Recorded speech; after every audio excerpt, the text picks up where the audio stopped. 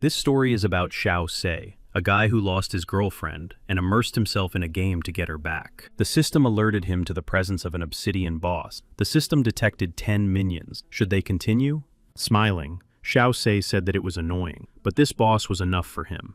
The enraged monster reached out its huge clawed hands toward the guy, ready to grab him. Seeing that it was using a mega volley, the guy decided that he shouldn't hold back either. Activating maximum mode, he released a powerful charge of deadly energy. A few moments later, a huge energy ball appeared in front of Xiao Se. Smiling, the guy shouted furiously, "Disappear!" and delivered a devastating blow. The system congratulated him on his successful completion. Comments appeared on the internet saying that he was a god and that it was cool. People asked to be his friends. Xiao Yi was 20 years old, and he was into computer games. When he saw this game, he decided that it was easy and that he would fall asleep right away. At that moment, the phone rang, and someone shouted furiously into the receiver. Xiao Yi asked why he was yelling so much. The guy shouted furiously, asking why he was so lazy. Their new tutor said he had to come tomorrow. Angry, Shay said that he had skipped a lot of classes. Teachers always didn't care about him, so why did she? The other person replied that he was a slacker. He knew that what happened last year had a big impact on him. Seiyu shouted in frustration. Turning off the phone, he slammed it on the table and thought sadly about why. Why wasn't she the one who survived? The image of a beautiful girl came to his mind, and he was the one who destroyed her. How could he go on living after that? Hearing the vibration, Sei got angry that he couldn't calm down. A message popped up on the screen saying that he was the only player left on the last level. He couldn't even remember when he had downloaded this game. At that moment, the phone screen flashed. The system offered him to view his name and level. Sei Yu was 20 years old, 50 points. He thought what a loser he was. The system informed him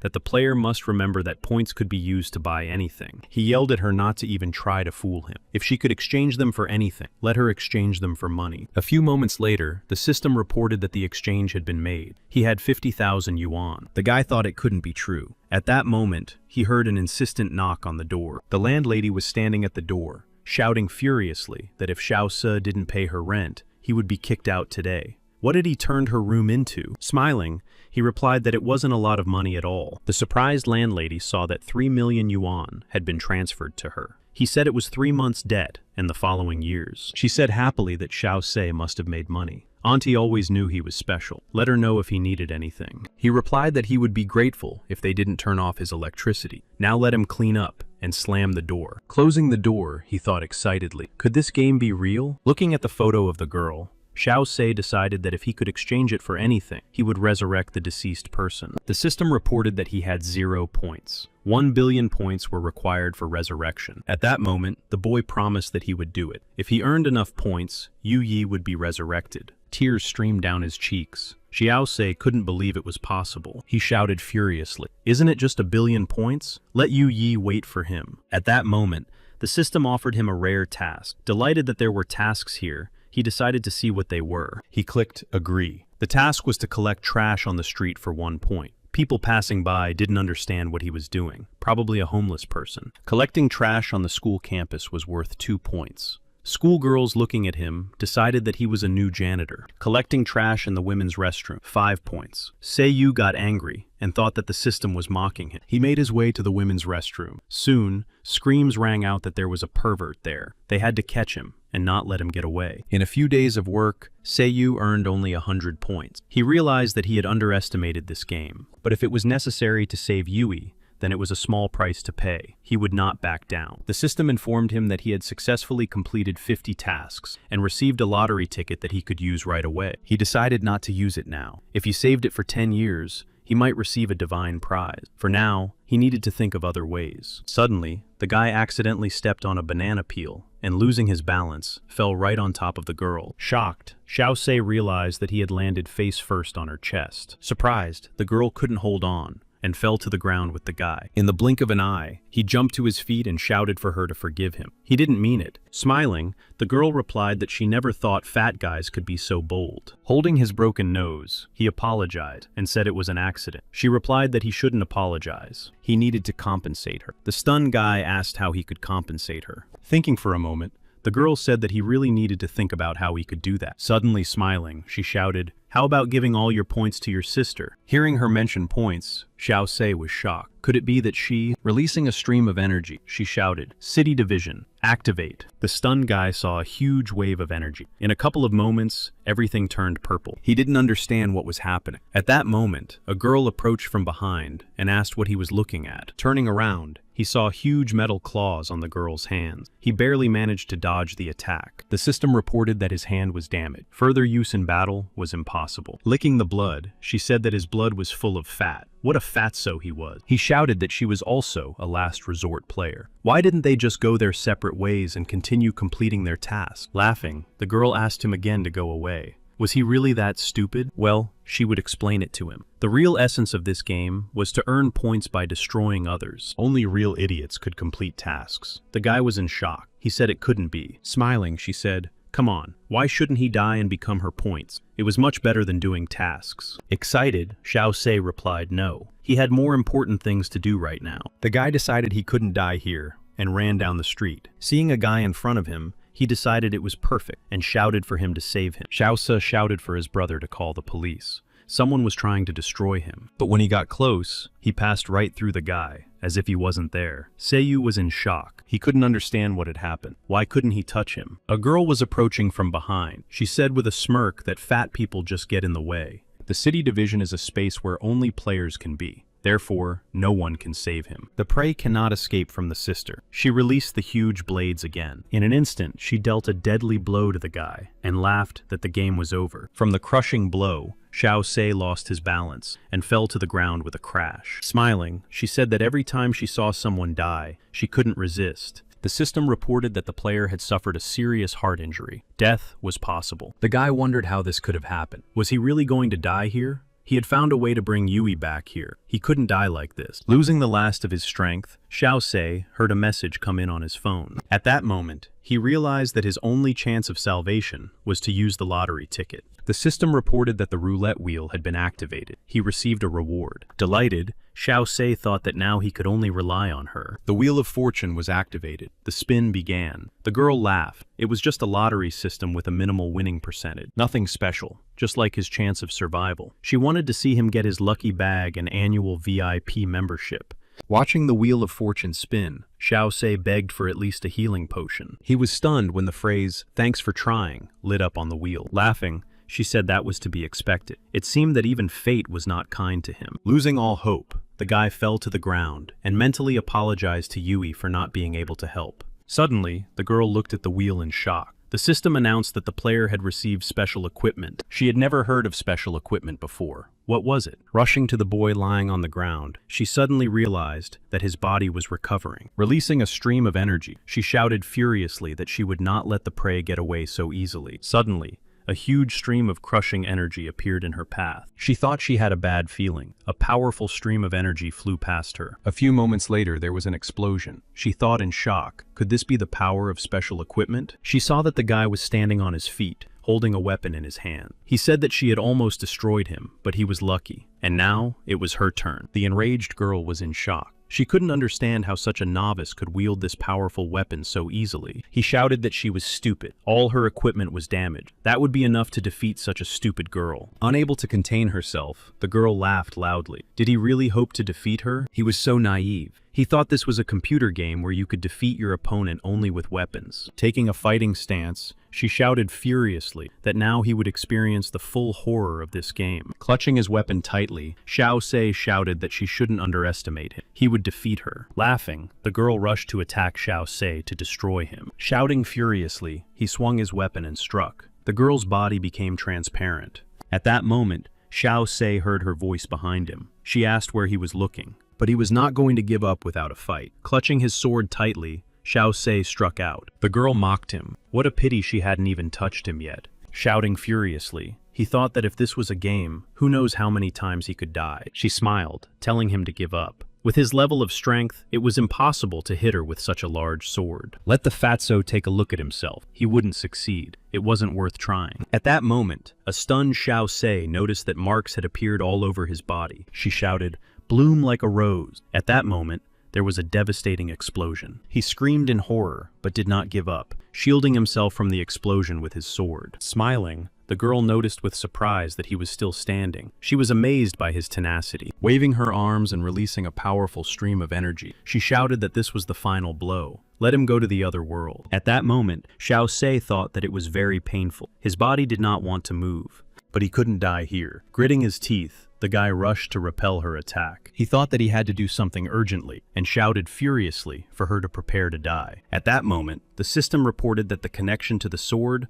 was 100% complete. The setup is complete. Does he want to apply the settings right now? Xiao Se pressed yes. The system reported that the settings were being changed. There was a devastating explosion. Smiling, she said that this little fat guy was like a magician every time. He really had a lot of tricks up his sleeve. Equipment appeared on Xiao Se's body. He rushed to attack the girl. The girl was stunned and didn't understand what had happened. His speed increased. Cursing furiously, she jumped aside to dodge the attack. At that moment, Xiao Se attacked her from behind and shouted with a smirk, "Stupid girl, where are you looking?" Gritting her teeth in anger, she screamed furiously and crossed her arms to protect herself from the blow. Attacking her, Xiao Se delivered a powerful, crushing blow, knocking her off her feet. She screamed, "What the hell? What the hell happened? How could you become like this?" The guy replied that it was because he had given his life to this sword. In a rage, she shouted that it was nonsense. Now she would make him understand the gap between them. Piercing her with a menacing gaze, Xiao Se replied firmly, "No. Only she will lose here." She yelled at him to stop making a scene. Now he would suffer from the pain. Seiyu asked if she hadn't noticed. She had already lost. After his attack, the sword's energy would spread throughout the area. After all her attacks, it was time for her to feel it for herself. He shouted, "My nirvana." Let her feel all his anger, and he struck. From the powerful blow of the sword, cracks spread across the ground and streams of energy spread out. The shocked girl saw that the ground and walls around her were cracking. Hearing the noise, she turned around and saw with horror that stones were falling behind her. She screamed for him to stop. How about she let him play with her? He could do whatever he wanted with her. Frowning, Xiao Se replied that he was sorry, but he wasn't interested in that. A few moments later, everything around them cracked and began to collapse, raising clouds of dust. Huge chunks of stone from the destroyed walls flew rapidly toward the girl. Soon she was buried under a pile of stone. Throwing his sword over his shoulder, Xiao Se told Yui to wait for him. Soon he would collect 1,000,000,000 points. Opening his eyes, the boy saw the girl in front of him. She told Seiyu to wake up. She looked at the boy in surprise and asked what he was doing there. He said he would fly with her in the new game, and that now, Xiao Se thought, stunned, Yui. Turning away, she told him to forget about it. She was going home. He was no longer the same as before. Turning around, the girl left, saying one last thing, that he had disappointed her. He shouted, "Shi Jiao." At that moment, a huge truck appeared in front of the girl, rushing straight at her. With a furious cry, Xiao Se shouted Yui and jumped up in the blink of an eye. Coming to his senses, he wondered if it was a dream again, and that stupid girl too. At that moment, the phone rang, and Xiao Se thought irritably that it was that guy Wang Bo again. Wang shouted that the new homeroom teacher said that if he didn't come to class again, he would be expelled from school. Angered, Xiao Se shouted, "Can't he stop yelling into the phone? It's easy to get a headache from that." Suddenly, he saw a notification that the player Xiao Se had defeated another player in battle. Excited, Wang Bo asked why he was silent. Xiao Se replied that he should forget about it. He was already on his way to school, so he should meet him there. Wang Bo couldn't believe his ears and asked again if he was going to school. Putting his phone away, Xiao Se said that he seemed to have gotten lost during the battle. The female students looked at him with smiles, giggling quietly. He didn't understand why. Even a guy, blushing, looked at him with interest. Surprised, Xiao Se couldn't understand why people were looking at him so strangely today. At that moment, he saw his reflection in the elevator mirror and shouted in shock, "What the hell?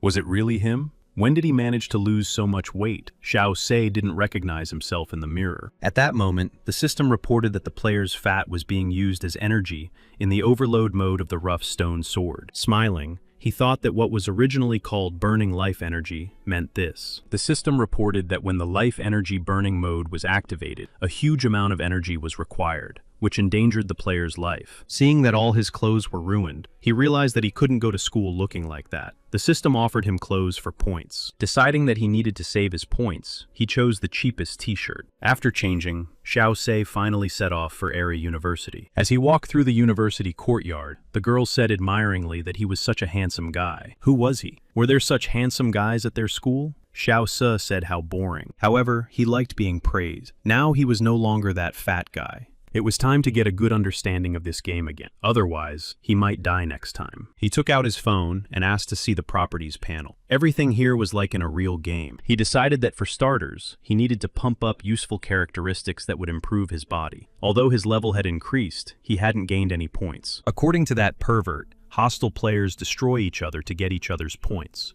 So he won her, but didn't destroy her. Fortunately, he wasn't ready for destruction yet. Next, he opened his equipment panel. As he thought, the energy that could be consumed in reboot mode was not only his personal energy. He needed to experiment. At that moment, a basketball rolled to his feet, and the guy asked for it to be passed to him. Taking the ball in his hands, Xiao Se shouted, "Catch!" and swung his arm, throwing the ball. Suddenly, the ball flew over the heads of the stunned players at an incredible speed. Hitting the backboard on which the basket hung, the ball rebounded at a large angle. They were shocked that the ball had broken through the wall. Did anyone see how he did that? It was a guy. I think he ran away. Xiao Se tried to hide as quickly as possible. He himself was amazed. It's only 8 points of strength. That's some power. Soon, he received a notification that the F-rank dungeon would open soon. Turn on the automatic pathfinding function. He was glad he waited and confirmed it. He didn't expect this game to actually have an auto pathfinding function. It's very convenient. The arrow pointed to the women's restroom. He thought irritably, this place again. What is their obsession with this game? He thought he wasn't a pervert. It's just the entrance here. It's all for Yui's resurrection. The guy carefully opened the door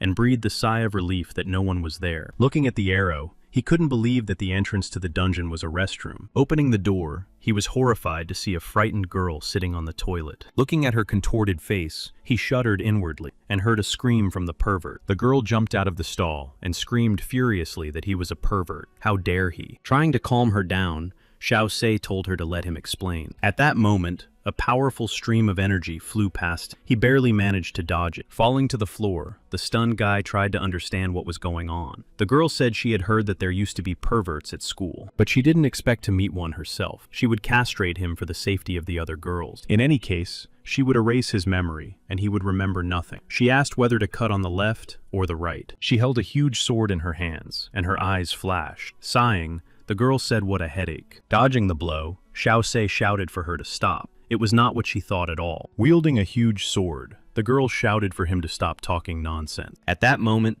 the system informed him that he had encountered another player. Seeing the notification, the girl guessed that he was also a player of the ultimate game. Spinning her deadly weapon, she laughed and shouted, "Excellent," so she didn't have to hold back. A moment later, she delivered a crushing blow. Stunned, Xiao Se realized that this girl was actually a player too. He shouted furiously that when he defeated her, she would tell him everything. She said in surprise that he seemed like a different person. Where did he come from, and did he really want to defeat her? He yelled at her to stop talking nonsense and listen to him. She replied that he should show her his skills. Huge, devastating swords clashed in a fierce confrontation. At that moment, a notification came from the system that the dungeon was now open. Players nearby would be automatically transferred. Feeling himself being pulled inside, Xiao Se shouted, "Why now? Who came up with this scenario?" The girl next to him was also being pulled into the dungeon. Rubbing the bruised spot, Seiyu said, "What kind of unsafe teleportation is this?" The girl cursed him furiously. Angered, the guy rushed at her. The enraged girl jumped up and shouting, "Go to hell!" delivered a powerful blow to him. Looking around, they realized that this was an F-class dungeon called Abandoned City. Surprised, Seiyu said that it was amazing. The dungeon was modeled after their school. They were surrounded by monsters on all sides. Nervous, Xiao Se said that it was the first time he had seen a dungeon filled with monsters. The girl asked if he went to the women's restroom for raids and dungeons. He replied that he had said he was not a pervert. She added that he was a beginner and went to dungeons and was not really afraid of death. He shouted that she was not a beginner. The girl replied that she was a little better than him and had come here to find rare materials. She said that as a newbie, he should study the area and look closely at these monsters. The color of a monster's name represents its danger level. What he sees now should be yellow. The monster exceeds his abilities. In other words, if he clears this dungeon alone, he will be destroyed by a group of monsters within 3 minutes. But for her, these monsters were not dangerous at all, because her level was higher and the color was white. At that moment, the enraged monsters rushed to attack the girl. Growling fiercely, the monsters bared their sharp claws and jumped at her from all sides. Wielding a huge sword, she delivered a crushing blow, scattering them in different directions. The monsters attacked again and again. The girl shouted to activate her skill. In an instant, the entire space flashed with a powerful stream of energy, destroying the bloodthirsty monsters. Watching her, Xiao Se was amazed. He said, "Wow, that's some power." Suddenly, one of the monsters rushed towards the girl from behind. Striking it with a powerful blow, the guy shouted for her to look around. She replied that these monsters couldn't hurt her, and asked what he was doing. Embarrassed, Xiao Yi replied that he just didn't want to see another girl get hurt because of him. She thought that this guy wasn't so bad, but said aloud that he shouldn't expect her to thank him. The girl introduced herself and said her name was Shen Yun Yao. He replied that his name was Xiao Yi. Hearing his name, she was surprised and thought what a coincidence. Shen said that he was very weak, so she would help him, and invited him to join the group.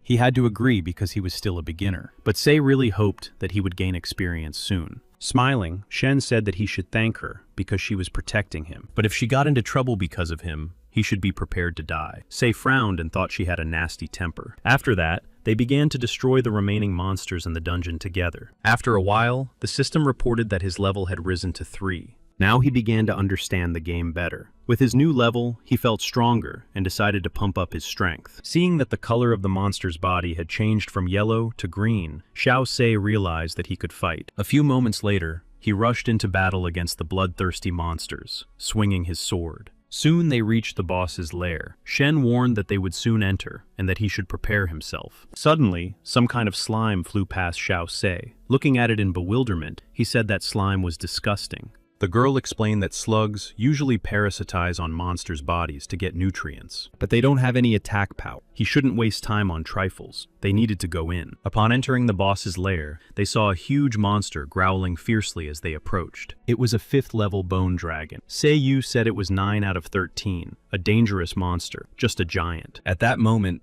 Shen Yunyao told him to just stand still. She would deal with it. Roaring fiercely, the bone dragon released deadly flames in their direction. Moving swiftly, Shen rushed to attack the terrifying monster. Wielding her huge sword, she prepared to deliver a crushing blow. Shouting for it to go to the other world, the girl swung and delivered a deadly blow. The powerful blow split the bloodthirsty monster's body in 2. Impressed, Xiao Se shouted, "Wow, she destroyed it with one blow." When a stream of slugs fell from the ceiling, Shen said that the battle was over and they could leave. Suddenly, Xiao Se shouted for Shen to turn around. There was danger behind her. Not noticing the huge monster behind her, she asked what Seiyu meant. She turned around, but when she noticed the danger, she didn't have time to turn around in time, and was struck. Clicking its huge teeth, the monster growled and moved towards the girl. She cursed furiously, realizing that she could no longer move or attack. The boy screamed in horror when he saw the bloodthirsty monster rush at Shen. To save her,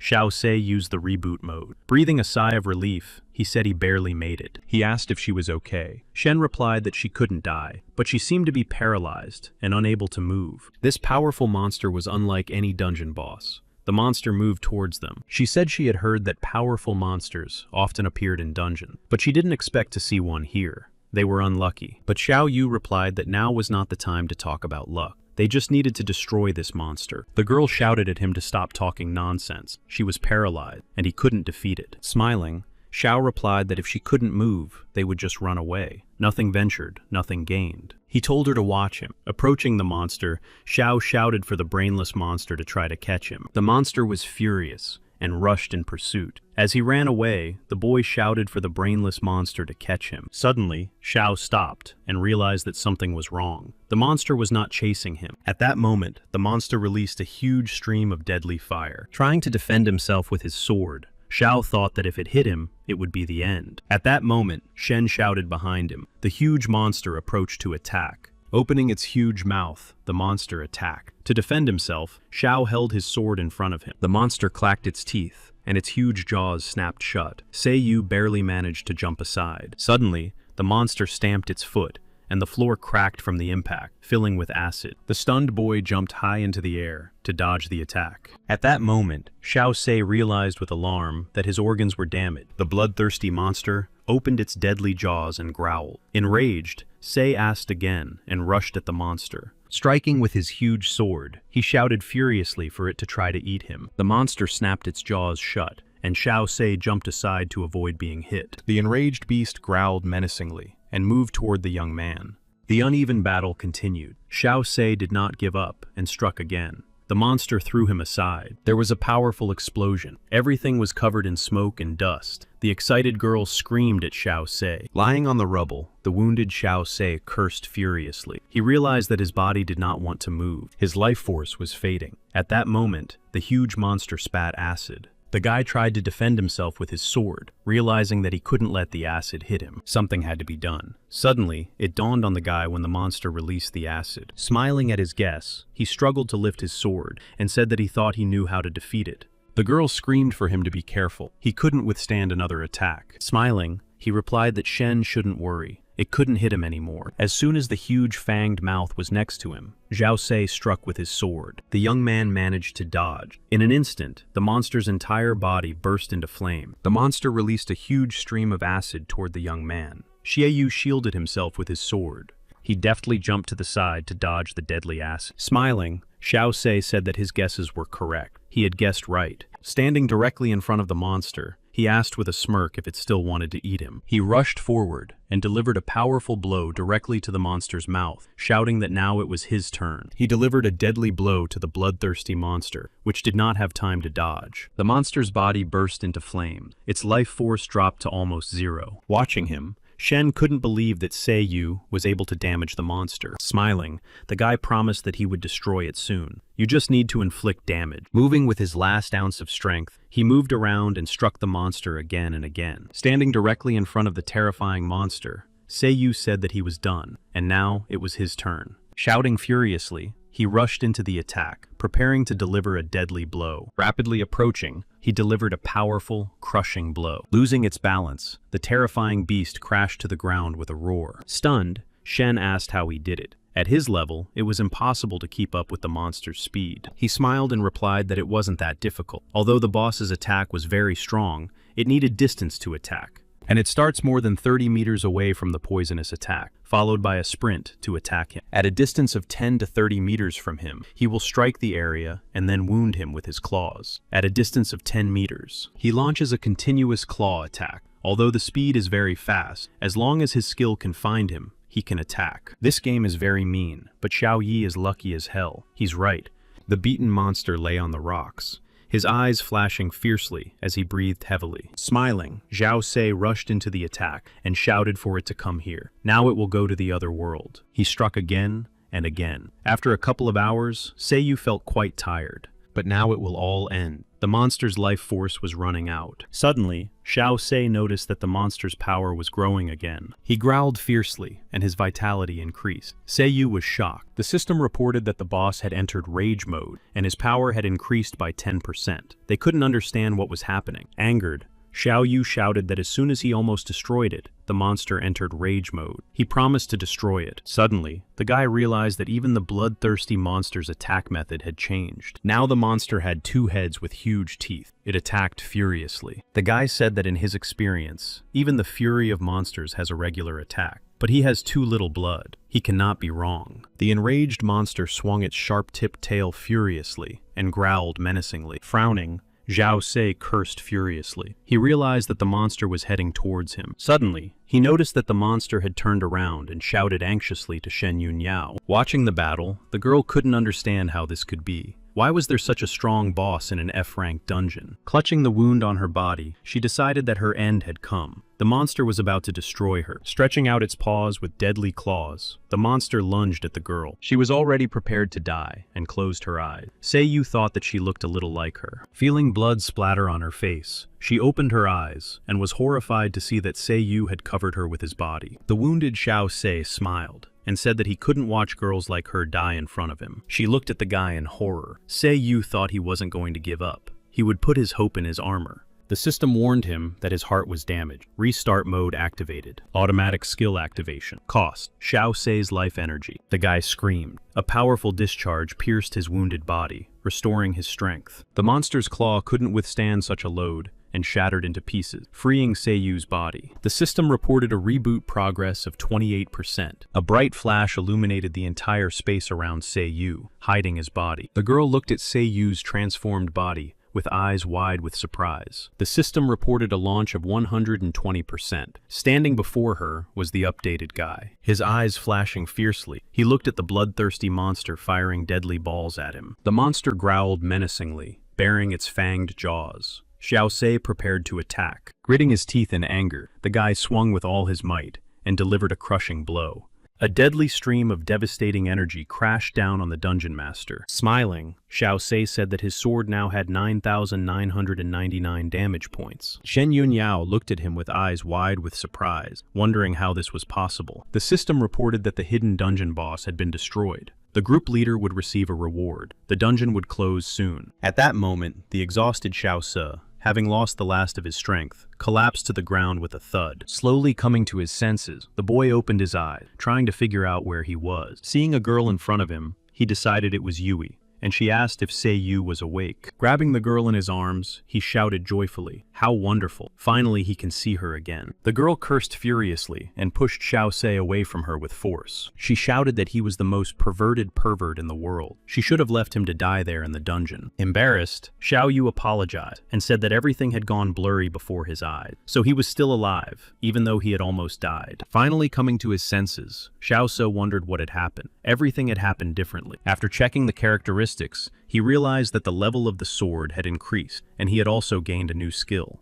The description of the reboot mode skill had changed. Frowning, Shen asked what he was muttering about. He replied that it was nothing, and asked what this place was. She replied that it was a hotel. He would pay for the room. She had received 3,000 points and the boss's crystal from the dungeon boss. She had to use all her points to save him, so she would take the crystal for herself. Seiyu didn't object and asked if she had taken his clothes off. Embarrassed, Shen replied that she had no other choice. She was worried about Seiyu and didn't have time for that. His clothes were covered in blood, so she threw them away. She bought him new clothes with her points. Seiyu said he expected to sleep for 5 days. The girl replied that 5 days was nothing. If she hadn't had her glasses, she wouldn't have been able to heal him. She was concerned about the power of his sword. How did he do it? He replied that he realized he was dying. And then there was a flash of light. By then, he was already unconscious. He decided not to mention the Devourer skill. Shen replied that although he was obliged to tell the truth, they had only had a cooperative relationship from the beginning, so maybe he didn't have to tell her. He said when she said that, he felt that something was wrong. Could it be that players had hunted her when she was a beginner? Shocked, Shen asked if they had hunted him. He replied that he had almost died then. The girl grabbed him by the shoulders and shouted for him to quickly open the system map. He asked if it was a city map. Shen replied that it was a game map.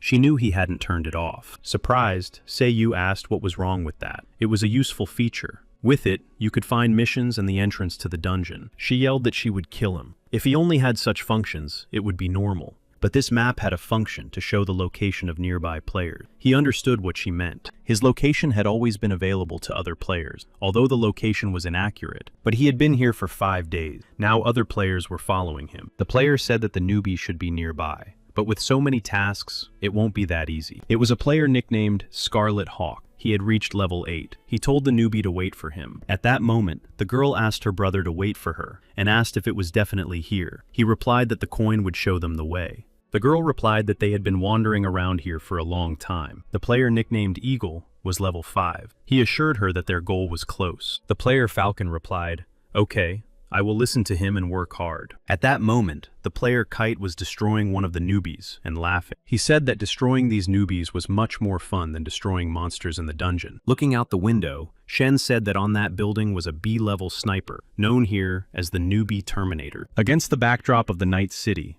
a bright light was visible on the building far away from them. Scarlet Hawk realized that the location had disappeared. Apparently, they had been spotted. The girl said that other hunters had probably set up ambushes in other places as well. Seiyu asked why they were hunting other newbies. She explained that newbies who had just started playing the game would mostly choose quests and raids in dungeons. They would earn points and items, but they would have no experience in fighting other players. Therefore, such newbies would be killed, and all their items and points would be dropped. Sometimes newbies would get lucky and survive the battle, so some would kill them for points and items, while others would simply enjoy the destruction. He was amazed that someone could enjoy killing. Shen replied that she was leaving and didn't want him to be caught by those hunters. He saved her life. She saved his life. Now they were even. Good luck to him. But Yu grabbed her hand and said, "Wait." Turning around, Shen asked what he wanted. She wasn't staying with him. Smiling, Xiao said that if she met the hunters, she would have to fight. He had an idea to get out of the trap safely and earn some money. At that moment, Eagle glanced at the map and realized that they had apparently been spotted and the target had disabled the location. Excited, Falcon asked her brother what they should do now. He replied that they just needed to find and destroy the target. Then they would be able to get points and items. Let them search for the target. They must find it. Falcon replied that she understood. At that moment, Xiao Se reported to Shen that he had found 2 hunters and asked what she had. She replied that the sniper was still there. He was still looking for them. Laughing, Xiao Se said that was very good. Then they could begin. Suddenly appearing behind the stunned hunters, he shouted that they weren't looking for him, were they? Eagle shouted that it was their target. His sister should attack him. Frowning, Falcon drew her sword and rushed into the attack, promising that she would try. Seeing the bright glow of powerful energy, Scarlet Hawk realized that they had already been spotted. Apparently, he would have a lot of fun today. Running away from the enemy, Xiao Se asked Shen Yunyao what was going on. He couldn't hold out any longer. She replied that the sniper was in position. Xiao Se had to be careful near the window. He could get hit. Chasing after the guy, Eagle said that he had backed himself into a corner and was pretty tired. Pointing his weapon at him, he told Xiao Se that it was over and fired, barely dodging the deadly bullet flying at him. Xiao Se thought he hadn't expected this. There are such twisted skills in this game. At that moment, Falcon attacked him. Wielding her devastating sword, the girl delivered a powerful blow. Seiyu barely dodged the attack. She stood in front of the guy and told him to forgive them, but they needed his glasses. At that moment, the Scarlet Falcon took aim at the girl and smiled, thinking she was caught. With a cry of goodbye, the novice sniper fired a deadly shot. A powerful shot rang out. The deadly charge rammed into the girl's body. Excited, Eagle shouted, "Sister," and rushed to the wounded girl. Approaching her, he asked if she was all right. The girl replied that she was fine and said that she had noticed a hunter upstairs. Frowning, Eagle asked, "Accomplice?" It seems that some alliance is using newbies as bait and wants to hunt them. It's a trap. She pointed to the building and said that the sniper was on the roof. Angered, Eagle replied that he would deal with the sniper now. Turning to the building, Eagle shouted furiously, "Does the sniper think he's invisible?" He fired several deadly balls at him with tremendous force. Surprised, Scarlet Hawk wondered what was going on. Was his damage not enough? How could that be? It was strange. At that moment, he saw the destructive balls rapidly approaching him. A few moments later, the balls opened up, and Falcon and Eagle appeared before him. The angry Eagle shouted that people who hurt his sister would regret it. The girl told her brother that she was ready, and rushed to attack the Scarlet Hawk. Seeing the bright flashes of energy on the roof of the building, Xiao Se smiled. The plan had worked after all. Frowning, Shen asked how he had come up with such a crazy plan. Laughing, Seiyu replied that it was better to forget about it. The main thing was that it had worked. He thought about how the plan had succeeded. He had managed to turn the hunters against each other. He would have tried to fight, but his body had not yet recovered. After thinking it over, Xiao Se asked what would happen if they died in this game. She covered his mouth and said that even if they had turned the hunters against each other, it didn't mean there weren't any hunters left in ambush. Suddenly, a stunned Shen heard someone shout, "I'm here!" It was the Kite. He asked why such a pretty girl was so wary. Jumping down, he shouted that he would tell the boy everything now. She was stunned, not understanding how she had not noticed him. Smiling maliciously, the Kite repeated what would happen after death in this game. The girl said she would deal with it. Transforming into a warrior, she smiled at the hunter and said that he was finished. Jumping up and down and releasing powerful bursts of energy, the Kite said that there was supposed to be only one prey. But this was much better. Now he would definitely be able to have some fun. The girl told Seiyu to stay there. She would deal with him. He asked if she could handle it alone. Shen replied that she didn't know. With a shout, she swung her huge sword and attacked her opponent. Smiling maliciously, Corson put his iron-protected leg in front of him and blocked her attack. After blocking her blow, he jumped into the air, swinging his legs to strike. The girl managed to dodge. Excited, Seiyu shouted to ask if she was okay. At that moment, Koshin shouted that she was strong, but still far from his level. The girl replied that judging by his strength, his level should not be higher than hers. Turning around, she told Seiyu that if he couldn't use that sword, this guy was no match for him. Xiao thought she meant that he was finished. Laughing, Koshun shouted that she was underestimating him in vain. Did she really think he would only fight her alone? The two strongest opponents clashed in a devastating confrontation. Suddenly, Koshun parried the attack and rushed to the side, bypassing the girl. Frowning, Shen Yunyao guessed that the opponent was heading for Seiyu. Rapidly approaching Xiao Se, Koshun smiled and said that the boy should forgive him, but he was about to die, and his glasses would help him a lot. Koshun swung his leg in deadly armor. The excited girl screamed in fear at Seiyu. She saw a devastating explosion. The stunned Koshun saw the transformed boy, who said that he was not going to die anytime soon. Gritting his teeth, the boy thought about his wounds. His body had not yet recovered, and his whole body ached. Holding her sword in front of her, Shen Yunyao shouted, "Firestorm." A few moments later, a devastating stream of deadly flames was released from her sword. Enraged, Koshun swung his leg for a striking blow and shouted, "Disappear." At that moment, Shen's deadly fiery whirlwind approached him. Jumping aside, Koshun sneered and shouted that it was a weak fire. He swung his legs, sending sparks flying, and the ground beneath him cracked and split. Frowning, the girl held her sword in front of her to deflect the devastating attack. There was a powerful explosion. Excited, Xiao Se cried out in fear, "Shen Yunyao!" The girl replied that she was fine. She thought that this guy's attacks were doing a lot of damage. It was dangerous. Smiling, Corson said he had to admit that the two of them were a little strong. Smiling, Shen asked if he wanted to give up. Let him give up before it was too late. Corson smiled and said he didn't like to take risks, but he had already taken a risk, so he wanted to deal with them. She replied that she didn't think he would offer anything beneficial to, so let him give up the points, and they would let him go. The guy smiled and replied that he had another lucrative offer. Would they like to work with him? He wouldn't mind taking her and the newbie onto his team. Both Shen Yunyao and Xiao Se were stunned by this offer and asked in surprise. Corson added that in addition to this, he was offering them to join Blood Moon. The girl said that it was currently one of the top 10 guilds.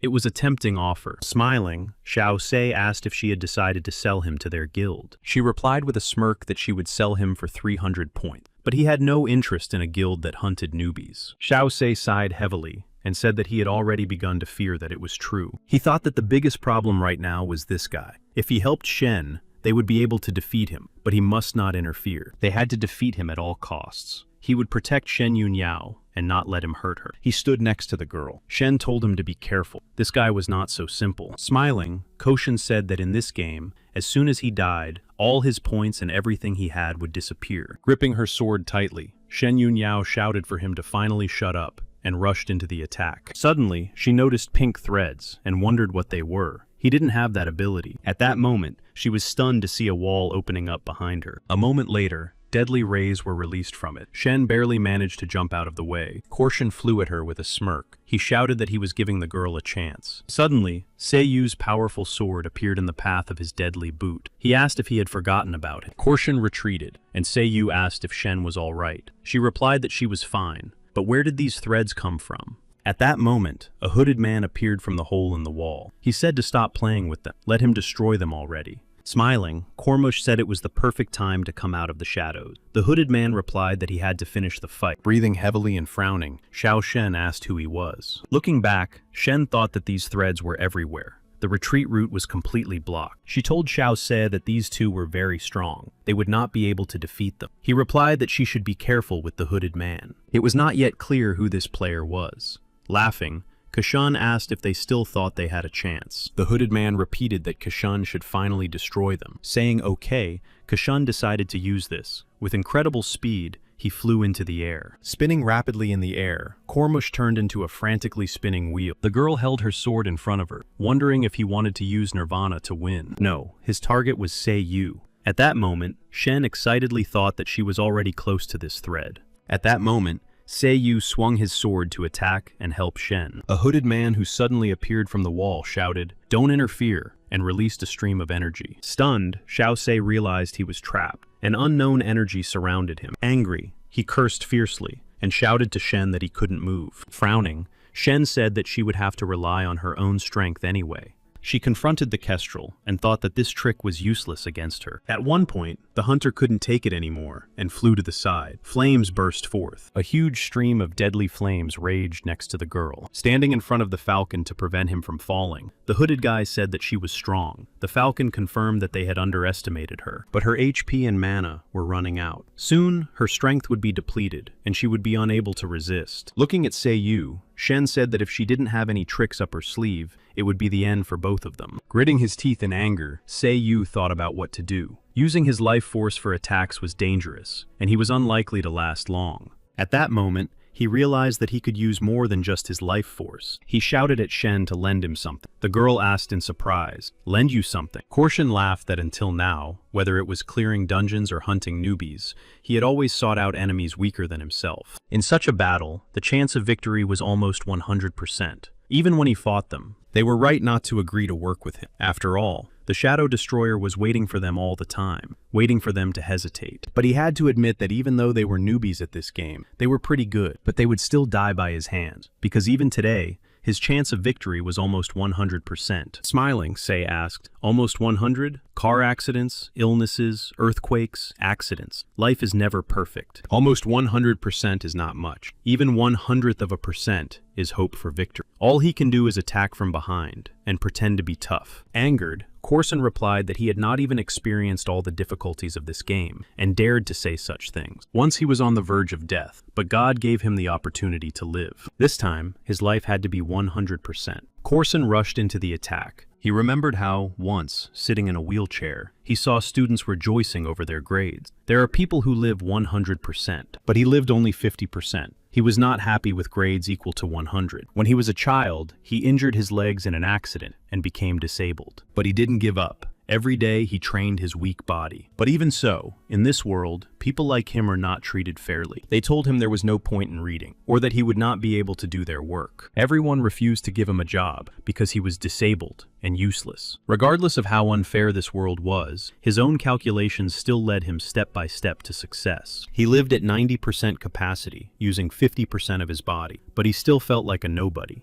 Until the game appeared. The system congratulated him on being selected as a player for the final game, and asked if he wanted to become a player. Then, delighted, Corson decided that his life would be filled to 100%. This time, he would not allow himself to waste even a minute of his life. That was his only hope. At that moment, Xiao Sei realized that if he was not mistaken, it was a devourer. Clutching the crystal tightly, he decided that he needed to activate the F-class energy poison absorption skill. Using the reboot mode, he absorbed the energy core and activated it. The stunned girl thought that they had obtained this core in the dungeon. This guy really did it. The guy thought that the Devourer was an incredible skill, and he felt incredible power throughout his body. At that moment, the Shadow Destroyer told him that something was wrong and that Koshin had better stop.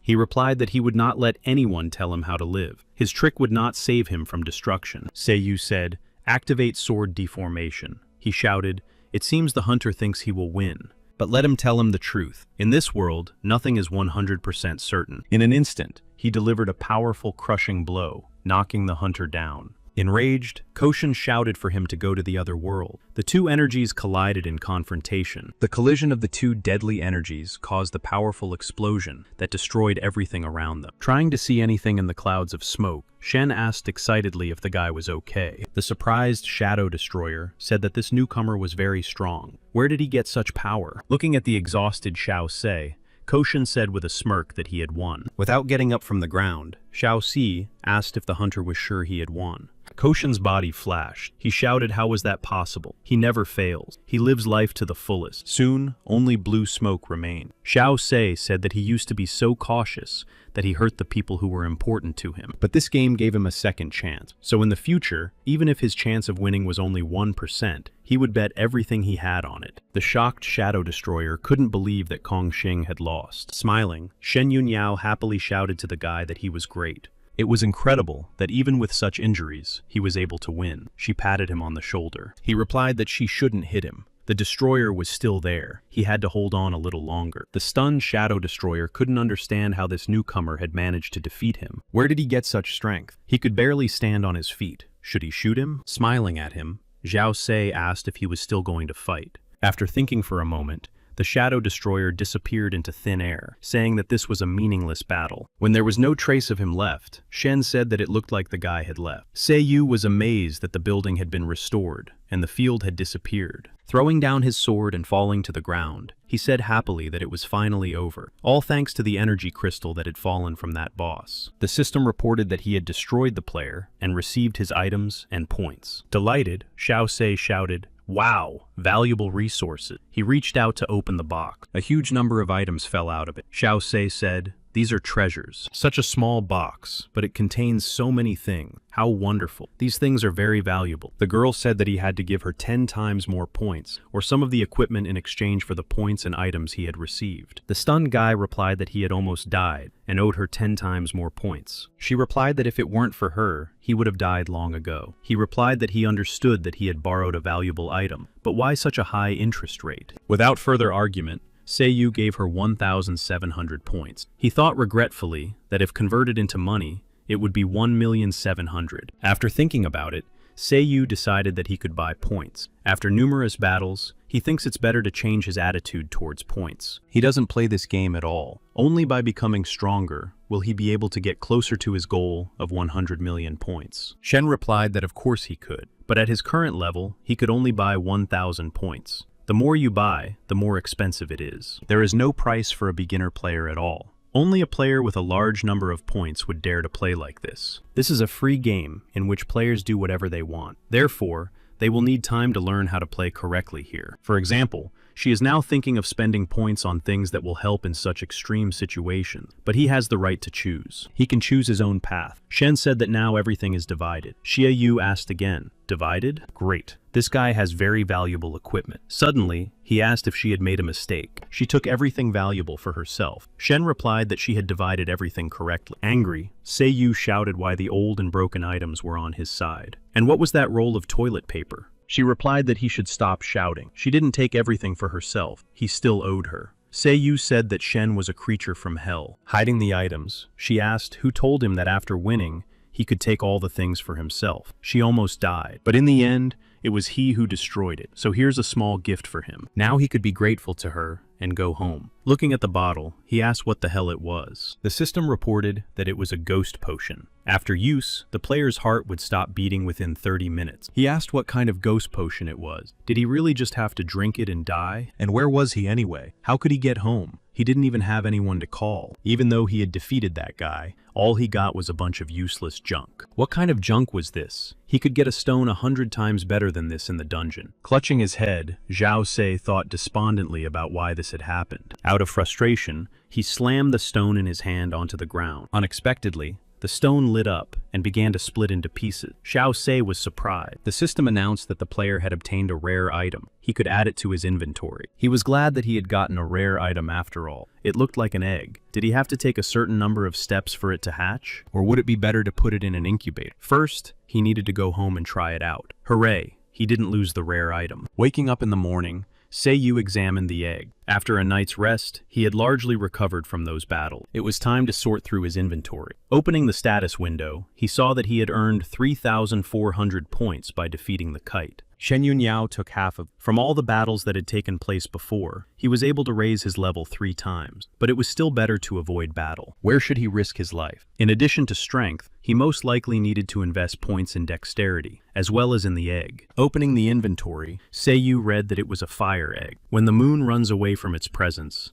a candle lights up inside. He decided that this egg needed some kind of special way to be brought out. He decided to leave it alone for now. Next, Seiyu decided to check the characteristics of this common equipment. His weapon was pink. It seemed that this game rated its weapons the same way as most games: gray, white, green, blue, pink, orange. Well, he already knew everything he needed to know. Maybe he should sell it all. Although this junk probably wouldn't bring him much money, it was worth selling anyway. Selling the item earned him 1 point. He thought that was to be expected, but it's better than nothing. Seeing the green color, Seiyu decided it was a good chance to check what disassembly does. He clicked on disassemble and was surprised. What happened to his armor? Does that mean... He decided to move it here and see what happens. At that moment, the The system reported that an item that could be absorbed had been found. He received a new item, a devouring protective glove. The guy was pleased that this set of armor had actually managed to gain even more skills. He decided it was worth hurrying up and feeding the rest of the equipment into the armor. As long as the equipment has additional attributes, his devouring armor can absorb them and gain bonus attributes. He must find a way to get even more junk equipment with additional stats. After all, junk equipment is quite cheap. Until he gets enough, his equipment will be powerful. This game probably has a market. He needs to ask around to find out where it is.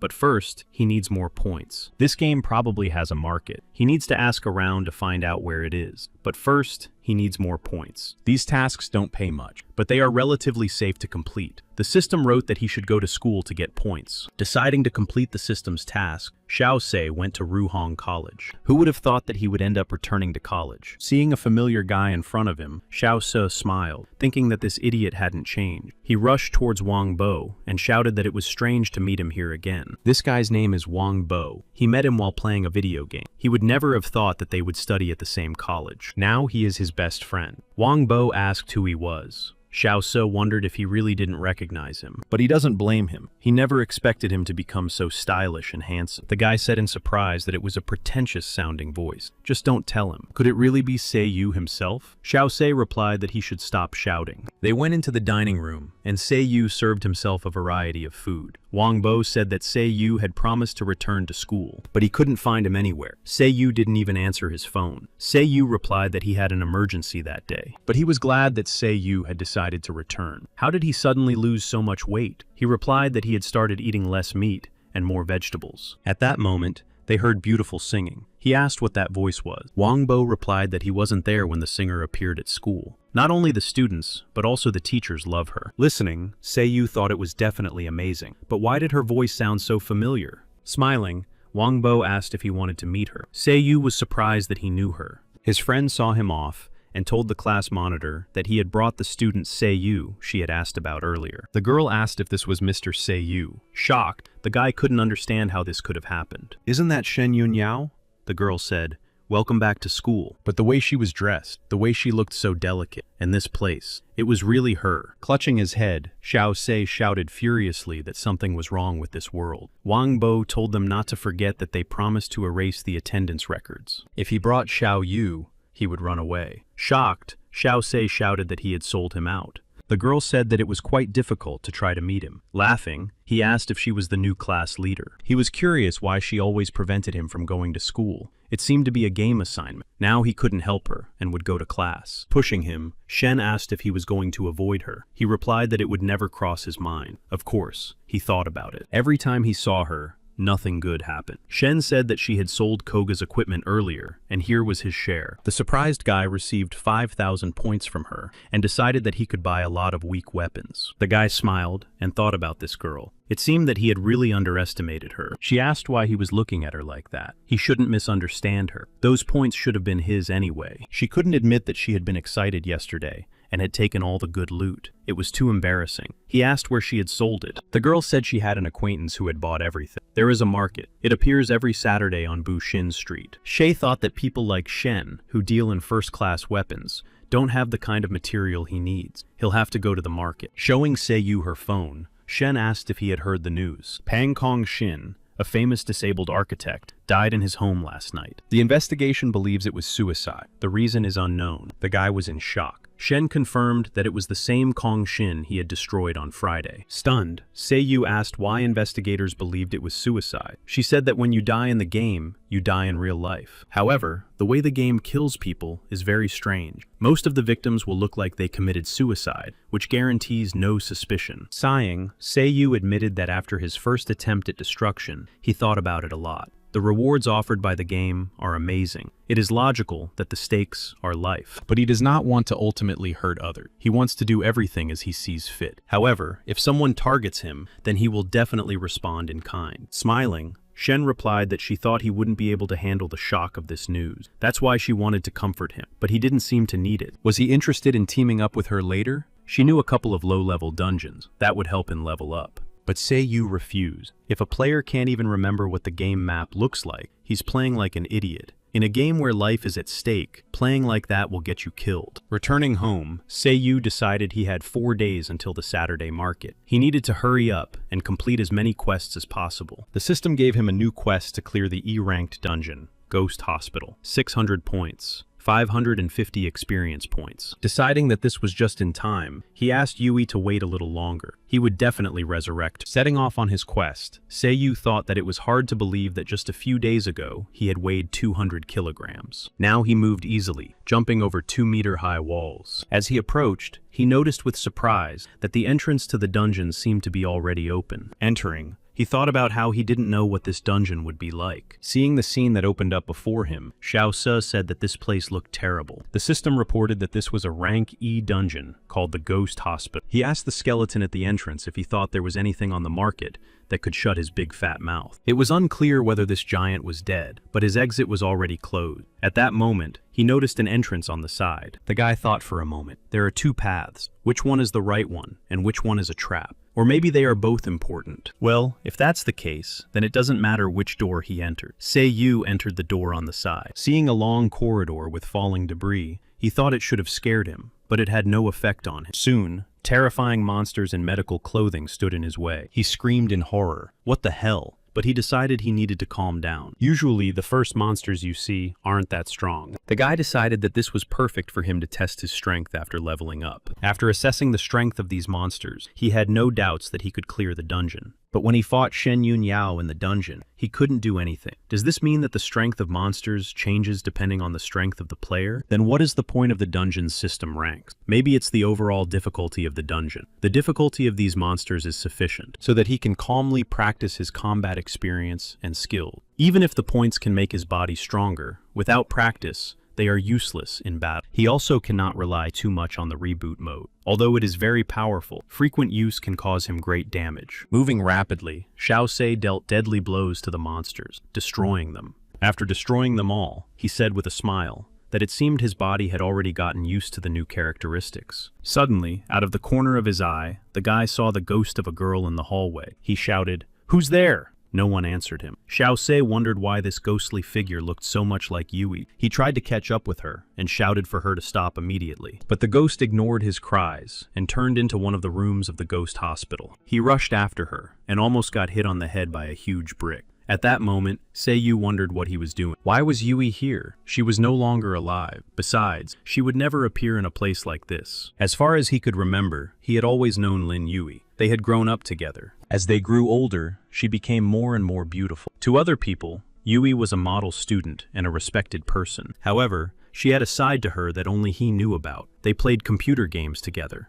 He thought they would always be best friends. But the girls didn't understand how she could be friends with a fat, ugly guy who played video games. Over time, he even began to believe that he was unworthy of being her friend. He said he planned to make photocopies with other people, but they could play together another time. She asked him to let her know when Seiyu was free. But the next time never came. The guy decided that now was not the time to be sad. As long as he continues to get stronger and earn more points, he knows for sure that he will see her again. The next time will definitely come. Seeing a glowing object ahead, he said he didn't think he would be so lucky. This burning thing in the skeleton's hand was probably quite a valuable item. Although, as for the monsters in these beds, wasn't it obvious that as soon as he took the artifact, they would all attack him? Smiling, he asked if he really thought he could fool him with that. But he wasn't going to just sit there and let them ambush him. Whoever made the first move would win. He wanted to strike, but the system informed him that he couldn't attack it. Seiyu was surprised that there were restrictions on this. Looking around, he saw hanging wires and said, did he really think that just by forbidding attacks, he would be safe? After tying up the body, Seiyu shook his hands and happily said that it was all over. Approaching the skeleton, the guy decided that now he could take it from his hand. But as soon as he touched the burning heart, the body under the sheet stirred. The enraged monster jumped up on the bed and growled fiercely, trying to stand up. He was held back by the wires, and Seiyu told him to stop screaming. Even if he screamed, he still wouldn't be able to get up. The monsters tried to stand up and screamed furiously. Seiyu said that he had already received his certificate, but he could see how much they were suffering now. Swinging his sword, Seiyu said with a smirk that he would simply put them out of their misery. The guy earned points by destroying monsters. He happily said that it was a pleasant way to gain experience points. At that moment, the system announced that the player had earned a new title. "You're crazy, bro," Seiyu said.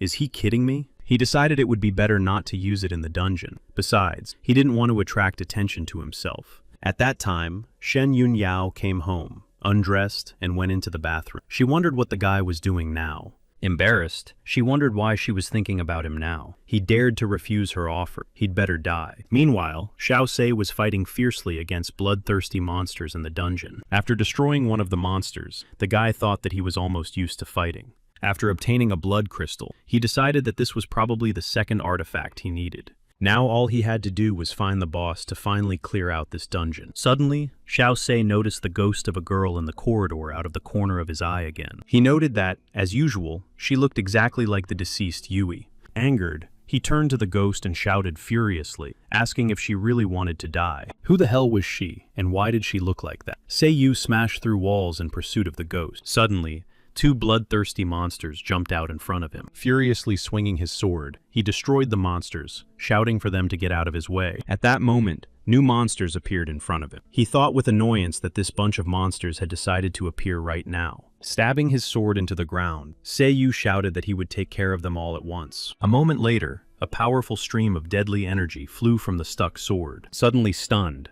Xiao Se realized that the floor beneath his feet was beginning to crack at the seams. Falling rapidly downward, he realized that there was another floor below him. After falling down, Seiyu coughed and thought that this dungeon was bigger than it seemed. There was an entrance here, too. Frowning, he decided that this ghost had deliberately led him here. He read the underworld. It was an interesting place where only the dead could enter. Could it be that the ghost brought him here because it wanted him to go inside? Making up his mind, Xiao Se went to the entrance to see what was inside. He was stunned to see a cave. How could a cave suddenly appear in the basement of a ghost hospital? Moreover, the monsters around him were different from those outside. Something was wrong here. Suddenly, Xiao Se noticed that one of the monsters was rapidly approaching him. He shouted that he would see how strong it was. In an instant, he swung his sword, preventing the ghost's attack. But his sword passed freely without harming the monster. Xiao Se was stunned to realize that his attacks were ineffective. At that moment, the ghost swung a huge, ghostly axe. The monster's crushing blow immediately reduced the guy's HP. He was stunned. The ghost surrounded the guy, but he knew he couldn't fight. He had half his HP left. He wouldn't be able to withstand even one blow. Turning around, running back, Seiyu exhaled and wondered if the monsters in the underworld were attacking him just because he was alive. But why would the underworld create a place where only the dead could enter? And how could undead creatures experience feelings? At that moment, it dawned on him that he had an elixir. Maybe he could use it. Taking out the turtle healing water, he said that if he was not mistaken, they could destroy him as soon as he entered. Deciding to use the elixir, he drank the contents of the vial in one gulp. His stats began to drop. He thought that the medicine was so strong that he not only felt weak, but also had difficulty moving. Now he understands how elderly people feel. Taking a step, he feels like he is wasting half of his energy. Excited, Seiyu noticed that the ghosts were approaching. He hoped that the medicine would work. Covering his face with his hand, he repeated to himself that they should not look at him. The monsters left. He thought that, as expected, they would not be able to detect him now, as his heartbeat had almost stopped. Crossing to the other side of the stone bridge, Seiyu exhaled. He had finally made it. It had taken him a long time. That brat had better be nearby. The boy was very surprised to see the fountain. He had run with such difficulty, but Yui was already gone. He hadn't even gotten anything, but at least he could take a sip of water. Reaching out his hand to the fountain, he thought about this feeling. It was so warm here. Could it be that his HP had been restored? This was the elixir of life. He was no longer in danger of dying. Great. He could also get rid of the effects of the turtle's healing water. The exit was at the end anyway. There shouldn't be any more monsters there. Standing under the fountain, he closed his eyes. Suddenly, Seiyu heard a voice calling his name. He was shocked. It was Yui. He asked in astonishment if it was really her. Yui replied that he knew how long she had been waiting for him. Reaching out to touch the girl, Seiyu said in astonishment, "It's her." The girl stepped back and told him not to touch her. Seiyu asked why. Looking at him reproachfully, the girl asked why he had done that to her. He looked at her in shock. Yui repeated, "Are you really not going to answer?"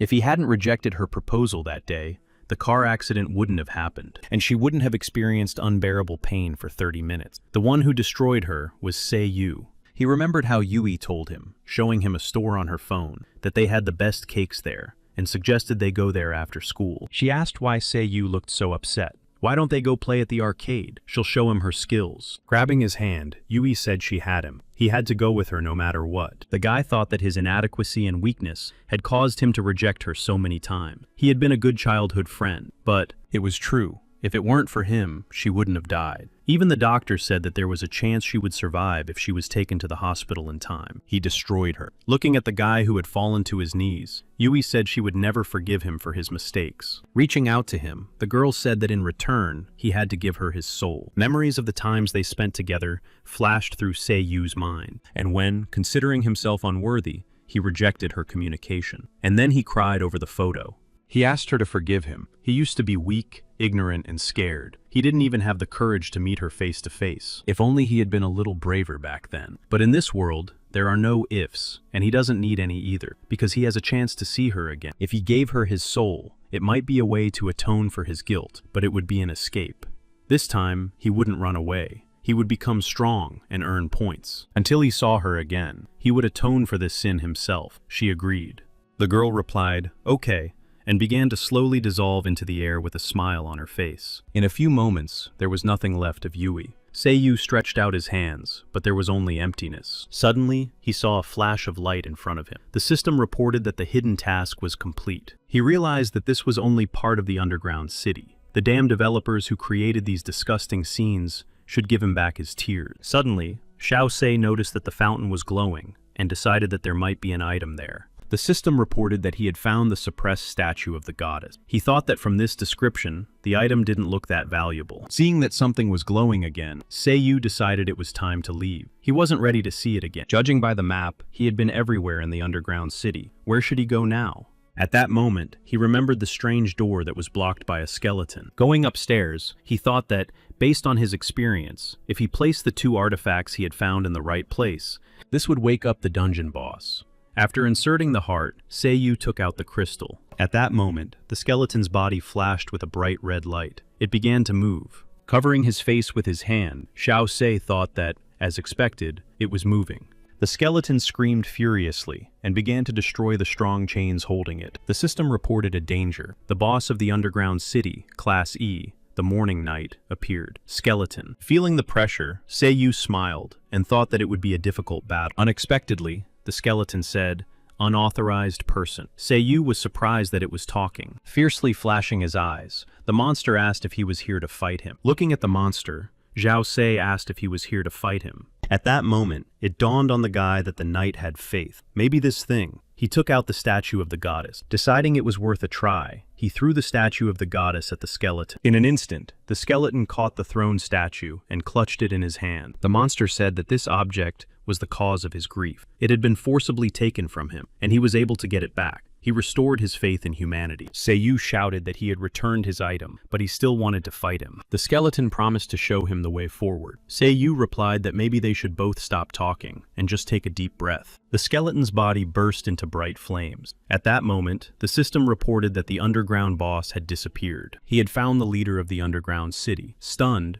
Seiyu realized that this was the hidden boss. He thought that the hidden quest was to find the hidden boss. He peered into the darkness, waiting for the smoke to clear and the hidden boss to appear. At that moment, in a crack in the wall, the shocked guy saw Yui's ghost. The guy guessed that was it. He created an illusion to bring him here. He said he didn't know what his goal was, or what kind of hidden boss he was, but how dare he use Yui to play with him? He would die. Entering inside, Seiyu swung his sword and shouted for the one hiding behind to come out immediately. The girl's body began to be bound by chains. Angered, Seiyu thought he needed to stay calm. In fact, it wasn't Yui. It was just a trick to provoke him. He wanted to reach out to the chain, but at that moment, the system warned of danger. The boss of the hidden F-rank dungeon appeared. It was a witch hunting souls. The witch looked at Seiyu with a smirk. He realized that this was an enemy that could fly. It would be difficult for him, since he couldn't use long-range attacks. He had to try. He decided to use the reload mode and activated it. A powerful stream of crushing energy bounced off the wall and flew at the monster. The guy tried to get around her and attack from behind, rushing closer. Smiling, the witch swung a huge axe and unleashed demonic powers on the guy. Huge ghostly heads with empty eye sockets rushed at the guy. Swinging his huge sword with all his might, Seiyu shouted furiously to get out of the way. He tried to fight off the ghostly heads, but they attacked him from all sides. With sharp fangs, they attacked Xiao Sei, trying to knock him off his feet.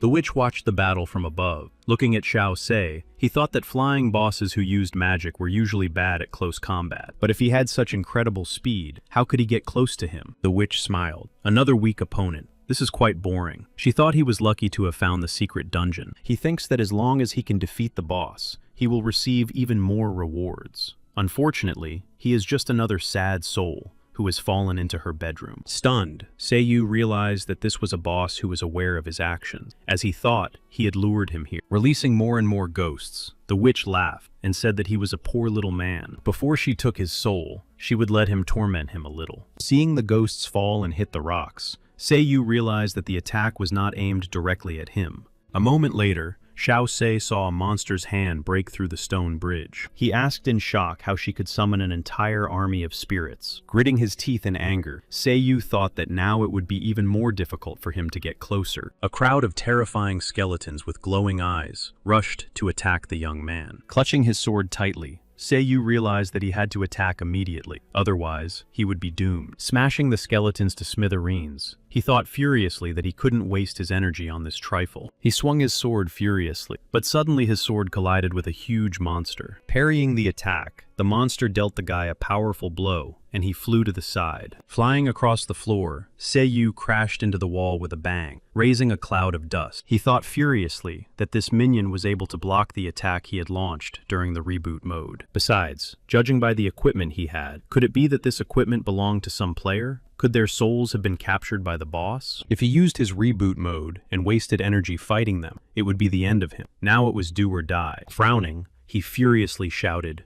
"Reboot mode. Activation. 10%. In an instant, a powerful stream of devastating energy flew toward the monsters. There was a powerful explosion. The skeletons were engulfed in flames and destroyed. The witch jumped aside and smiled. He used one attack and destroyed her entire ghost army. Releasing more monsters, the witch said that she still had many spirits stored inside her braid. The guy thought that based on his current strength and physical condition, he would be able to use an attack of this magnitude again. But if he had to use it on another wave of enemies, he would no longer be able to fight the boss. Would he really die here? Releasing new ghosts, the witch laughed and told him to let her use his spirits on people. Closing his eyes, Seiyu thought he needed to calm down. If Shen Yunyao saw him like this, she would laugh herself silly. On top of that, Yui was also waiting for him. How could he even think about defeat? As long as it was a game, he would never lose. If he was destined to die another day, then he had to try. With a wave of her scythe, the witch released the ghosts and shouted for her slaves to come to her. Gritting his teeth, Seiyu used an intense 10% overload. Looking at the approaching ghosts, the boy realized that they had come from the other side. Holding his sword in front of him, he shouted furiously, releasing a burst of energy. A powerful flash of devastating energy destroyed the approaching ghosts. The witch said that he had destroyed her spirits to pieces before they reached the ground. Impressive, though. Looking at the exhausted boy, she said that it seemed he had reached his limit before she had taken a step. Had he fought enough? How about preparing for death? Since he had entertained her, she would be gentler with him. Smiling, Seiyu replied, who said he would lose. The real game had just begun. He activated the Devourer's absorption mode and said that the souls of the dead were in pain. The witch looked at the guy in shock, not understanding what was happening. The guy shouted furiously, "Then become my power. Absorb the souls." The system reported that a huge flow of energy had been detected. Seiyu thought he knew that. Souls are also a type of energy. The system reported that the energy had exceeded the limit. The player must prepare to enter overload mode. He said he could hear it, and he could feel the suffering and sorrow of the souls she had tormented. They begged him to fight her. He shouted at the witch, "Wake up! She is a monster who plays with souls." The shape of his sword changed. New skills appeared in his mind. It felt like he had always known how to use them. His body was filled with energy, and 5% overload mode was no problem for him. The power of these souls was amazing. The witch asked if he had such power. He replied that now they would see. Would she be able to speak with such arrogance after he knocked all the crap out of her? The witch tried to fend off Seiyu's attack. She was amazed by his speed. He attacked her fiercely, delivering crushing blows. Streams of energy surrounded the witch. She defended herself fiercely, swinging her huge scythe. Her face was contorted with malice. A few moments later, there was a powerful explosion, and everything was covered in smoke. Seiyu wondered if it had worked. The witch screamed that she couldn't believe that someone could actually hurt her. She would let him witness her true power. The witch screamed for her captives to transform into her power. But suddenly, The scythe thrown by the witch returned and struck her with a powerful blow. A moment later, there was a devastating explosion. A bright flash illuminated everything around. The witch was transformed. The system reported that this was the indestructible form of a vengeful, fallen angel. Frowning, the guy thought that her appearance had changed. Even her HP had been restored. Frowning, the enraged witch approached the stunned guy. Smirking at him, she swung her huge sword-like arms, knocking Seiyu off his feet. The powerful blow knocked the guy off balance and sent him flying far to the side. Struggling to his feet, he thought angrily that her speed and strength had increased significantly after her evolution. The witch smiled and said that he had forced her to use this form. He was truly worthy of praise. Putting her hand out in front of her, she said that this was the end and ordered the skeletons to detain him. Suddenly, Seiyu saw the skeleton's hands reaching out to him from all sides. Smiling, the witch shouted that his soul now belonged to her. He could relax. The guy realized that this was a frontal attack and that he couldn't escape. Was this really the end? But why was he still smiling? That's right, because he was a gamer. As a gamer, what could be more exciting than finding himself in a hopeless situation and instantly switch roles? He shouted that she thought she had paralyzed him, but it was she who couldn't move. He had only one chance to use this attack, and he had been waiting for such an opportunity. At that moment, swinging with all his might, Zhao Se threw his sword at her. Two devastating energies collided in a deadly confrontation. Enraged, Zhao Se shouted for him to destroy it, and his sword pierced through the witch's energy dome. The bloodthirsty witch's body began to dissolve. Zhao Se shouted joyfully that he had won. The witch said she knew it. From the moment he entered the underground city, she had predicted it. It was only him, the one who could truly free her soul. Thank you to him. The system announced that it was a successful victory over the boss of the underground city. The rewards will be automatically transferred to the inventory. Exhaling heavily, Seiyu was glad that it was over. It was dangerous. The chains binding Yui began to disappear. She was free. Reaching out to her, Seiyu excitedly called out to Yui. The girl's ghost flew rapidly towards him with outstretched arms. Their hands almost touched when Yui dissolved into thin air. Seiyu realized that it was just an illusion in the game. Exhausted, he fell to the ground and thought that he was still happy to have met her like this. He promised that the next time they met, he would bring her back to her senses. Returning home, Seiyu asked the system to show him his statistic. He had risen from the 2nd level to the 8th, and he had received 1,000 points. He thought the rewards were pretty good. It seemed that all his efforts in the dungeon had paid off. In addition, he received a soul stone, which is a source of energy. He would be able to use it for overload mode next time. As long as he gathered enough energy sources, he could wield overwhelming power using overload mode. Looking at his hands, Seiyu was stunned. What was this? When did he get so many scars? Could these be injuries from the underground city? That couldn't be. He hadn't taken that kind of damage. Taking off his shirt, he tried to understand what was going on. They were scattered all over his body. Could this be the sword's counterattack? Every time he activated overload mode, he ran out of energy and it affected his body. Every time he used overload mode, he suffered pain all over his body, but he thought there would be no consequences. He should have known that overload mode would not be easy to handle. But he didn't expect the price to be his body. He can no longer rely on overload mode, although at that moment, he was just scared. But who knows what might happen in the future? From another point of view, if the devouring sword can take a player's life, does that mean it is an extremely powerful weapon? If he cannot rely on the overload mode, he can use the devouring sword ability. Tomorrow, he will ask Shen to take him to the market. He has enough points to buy some equipment. The game can take the player's life, but he will bring more weapons to satisfy her. The next day, Shen was asked if she wanted to join the Taekwondo event after the break. The student yelled that he was an idiot. How could he let the class president join such a dangerous activity? Let her join his basketball team. Seiyu approached, put his hands on their shoulders, and told them to stop arguing. The class president had already promised him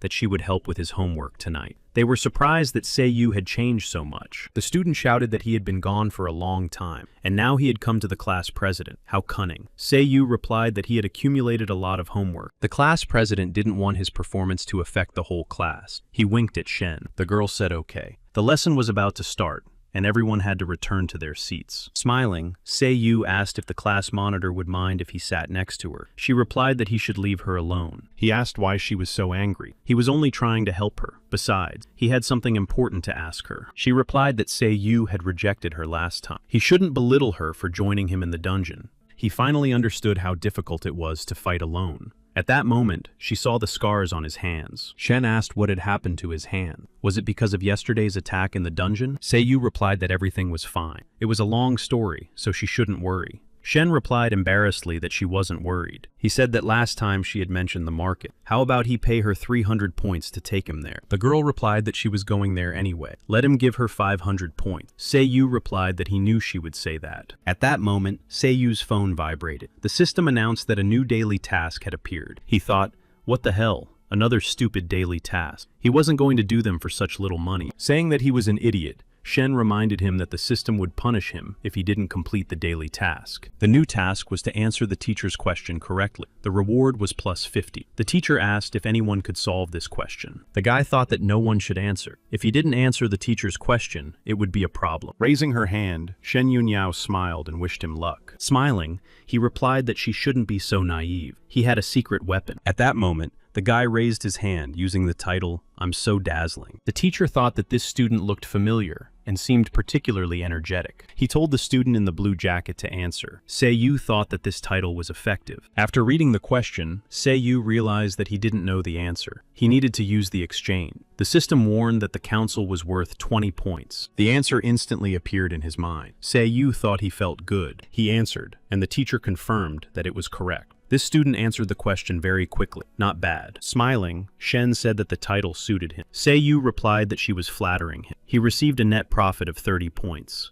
Everything was fine. The professor continued to lecture the students. Looking at the guy, he thought, so he is Seiyu. At that time, at the headquarters of the Blood Moon Guild, the Shadow Destroyer reported what had happened. He said that the leader, Kong Shin, had died in battle. The new player is simply incredible. The head of the Blood Moon Guild couldn't believe that he had been hunting newbies and had died. After replaying part of the battle, the hooded man replied that it was this sword. The guild leader replied that it was no surprise. Other guilds would soon take action. He was sure he knew what to do. The masked man said he understood what the leader was talking about. Let him take care of it. Give him one day. Alive or dead, he would bring this guy to him. Looking at his watch, Seiyu realized it was already 12. Shen said to meet her here so they could go to the market together, but she was still not there. He heard Shen's dissatisfied voice asking what he was muttering about. He shouldn't talk behind her back. He replied that he was just wondering why her outfit was different from before. She replied that it was so that the other players wouldn't recognize her. He thought with a smirk that he could still recognize her. At that moment, the train arrived. The loudspeaker announced that passengers should be careful. This station is no longer in service. This is the last train.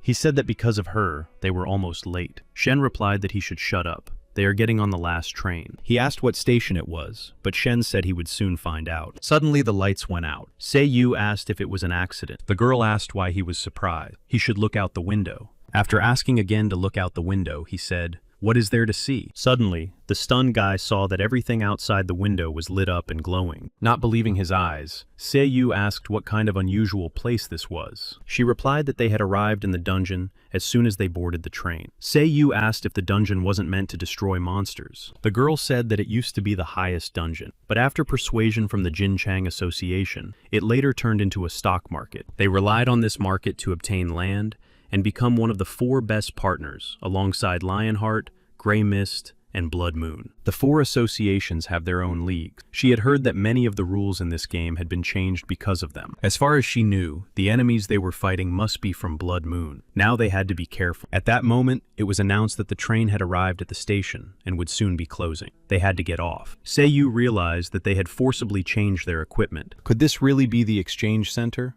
The system reported that the Jinchan Stock Exchange Association was in front of them. The guy said that this place was incredible. Shen told him to be careful. But is it normal to walk around like this in an open place? She replied that the association allows public fights. But he was right. It was better to take another route to avoid trouble. He asked why they should take the dark path. Shen said he shouldn't underestimate her. Compared to him, she knew the roads better. Suddenly, they heard a rough shout demanding that the girl stop right there. Frowning, Shen Yunyao said, "Have they been found out so quickly?" But Seiyu told her not to worry. They weren't the ones being pursued. The 2 guys asked the girl if it was her first time here. They were brothers and knew this place well. They could give her a tour. The girl replied that she didn't need it. Let her go. But the guy pulled her hands and told her to come here. She asked him to let her go. Suddenly, Seiyu said, This girl. Shen was surprised. Did he know her? The guy replied that he had seen this girl on the day they fought. It was disgusting. These bastards dared to harass a girl. He wanted to intervene, but Shen stopped him. She said that they were enemies, and it wasn't worth getting involved in a fight. Seiyu replied that this was completely different. He hated those who bullied newcomers to the game. Shen sighed and told him to just wait and watch. At that moment, someone shouted for help. The system reported that an emergency signal had been detected. Operating mode activation. The guys were surrounded by robots. They told the criminals to stop their illegal activity. They were shocked that someone had activated the emergency system. Shen said that in an emergency, he could call for help, and the emergency system would be activated immediately. The system reported that the criminal had not yet stopped his illegal activities. One of the guys shouted that they were just a few robots and swung his sword. He yelled at them for daring to stand in their way. Disgusting robots. It was ridiculous to attack their brothers from the Blood Moon Association. A little sister should not resist her big brother. He was beginning to lose his patience. Excited,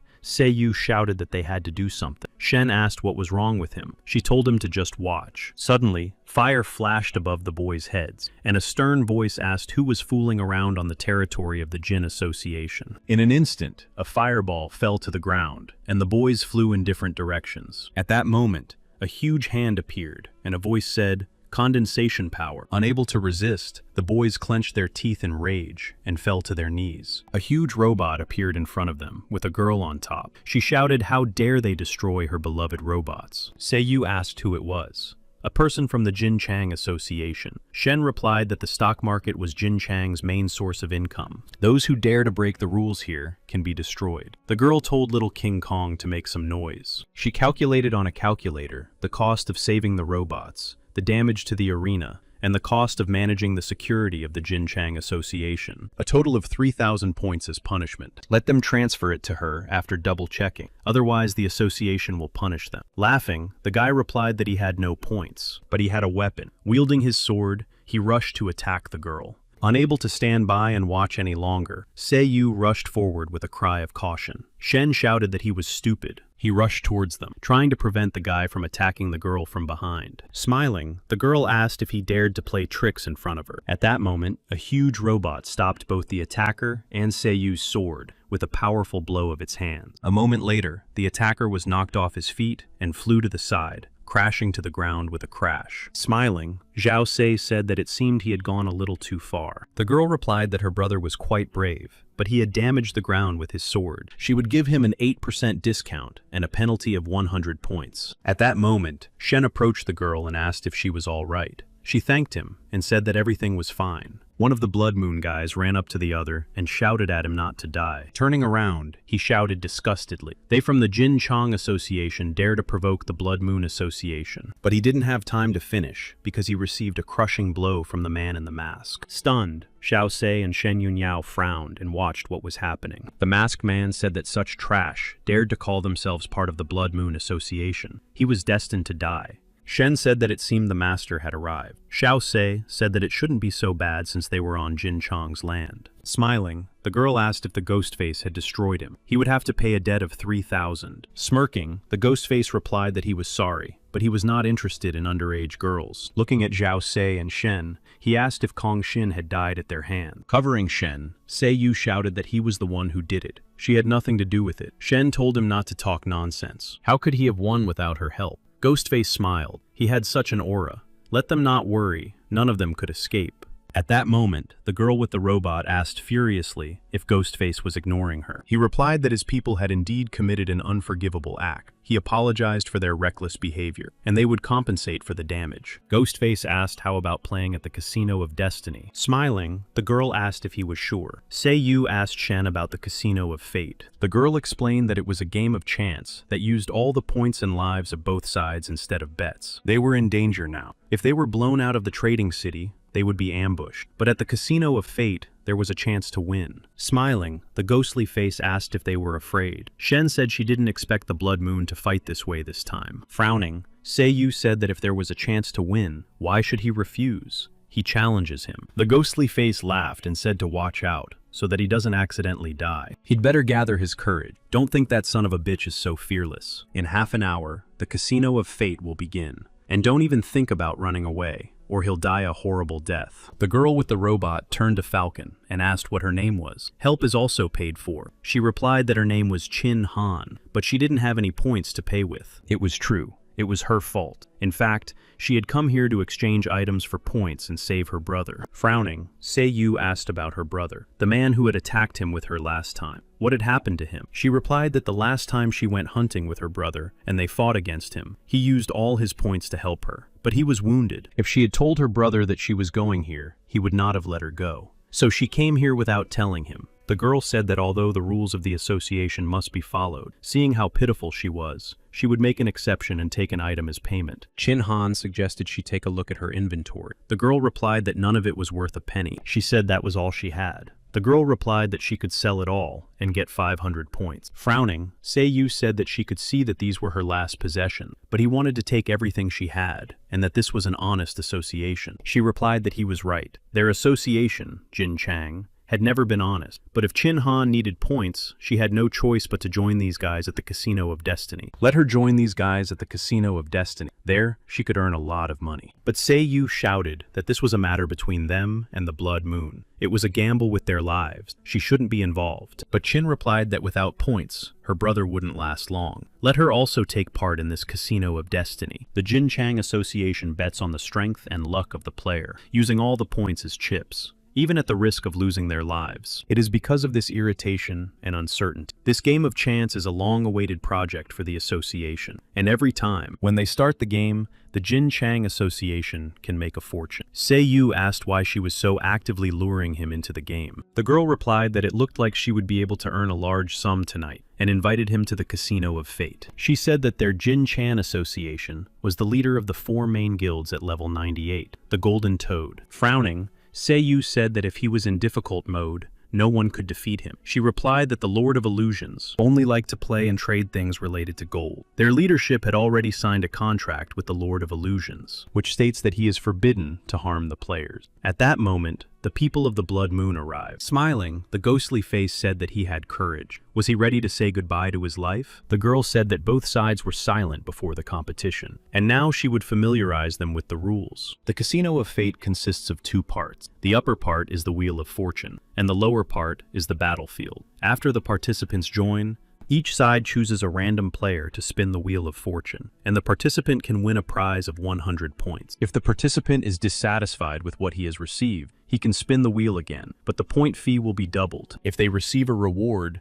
their teammates will receive it. They can use the new reward in battle. They must destroy the toad. The team that destroys the toad first will be the winner. The losing team will lose everything, and its participants will die in battle. The game will not end until one side is destroyed. Are they ready? Seiyu asked Tai Wu if she was sure she wanted to fight. She shouldn't do it. It has nothing to do with her. She replied that she would try to do everything for her brother and make up for what she had done before. Suddenly, Shen asked why he didn't ask her what she thought about it. Seiyu asked what she meant. Aren't they friends? Even though he doesn't know Tai Wu's strength, Shen's help wouldn't hurt. Suddenly, Tai Wu told them to listen to her. She has an idea. Reaching out, she handed something to Seiyu and said it was for him. The Shadow Destroyer told Ghostface not to be careless. He replied not to worry. They wouldn't be able to defeat him. The girl said that it seemed like both sides were ready, and now she announced, the game begins. The Blood Moon Guild hunters against the newbies. All players who came to the trading city. The Casino of Fate game reopens. This is the beginning of a new game of chance. The Blood Moon Guild and its members, Shadow Destroyer and Ghostface, against the new players. The Blood Moon Guild against unknown newbies. Hurry up and place your bets. The players were amazed that they dared to challenge Blood Moon. One of the players shouted that he was betting 1,000 on Blood Moon. The girl announced that the Illusion Master would now transport them to the playing field. Stunned, Seiyu realized that the Illusion Master had created a battlefield. He was on the Wheel of Fortune. This was the thing he was most worried about. He shouted to Yun Yao and Tai Wu to see if they could hear him. He was relying on them in battle. The girl replied that he was lucky, but if something bad happened, the blame would fall on him. When all the players were assigned to the playing field, the girl said that both sides were ready. In the first round, the Wheel of Fortune awaited them. Let them start spinning it.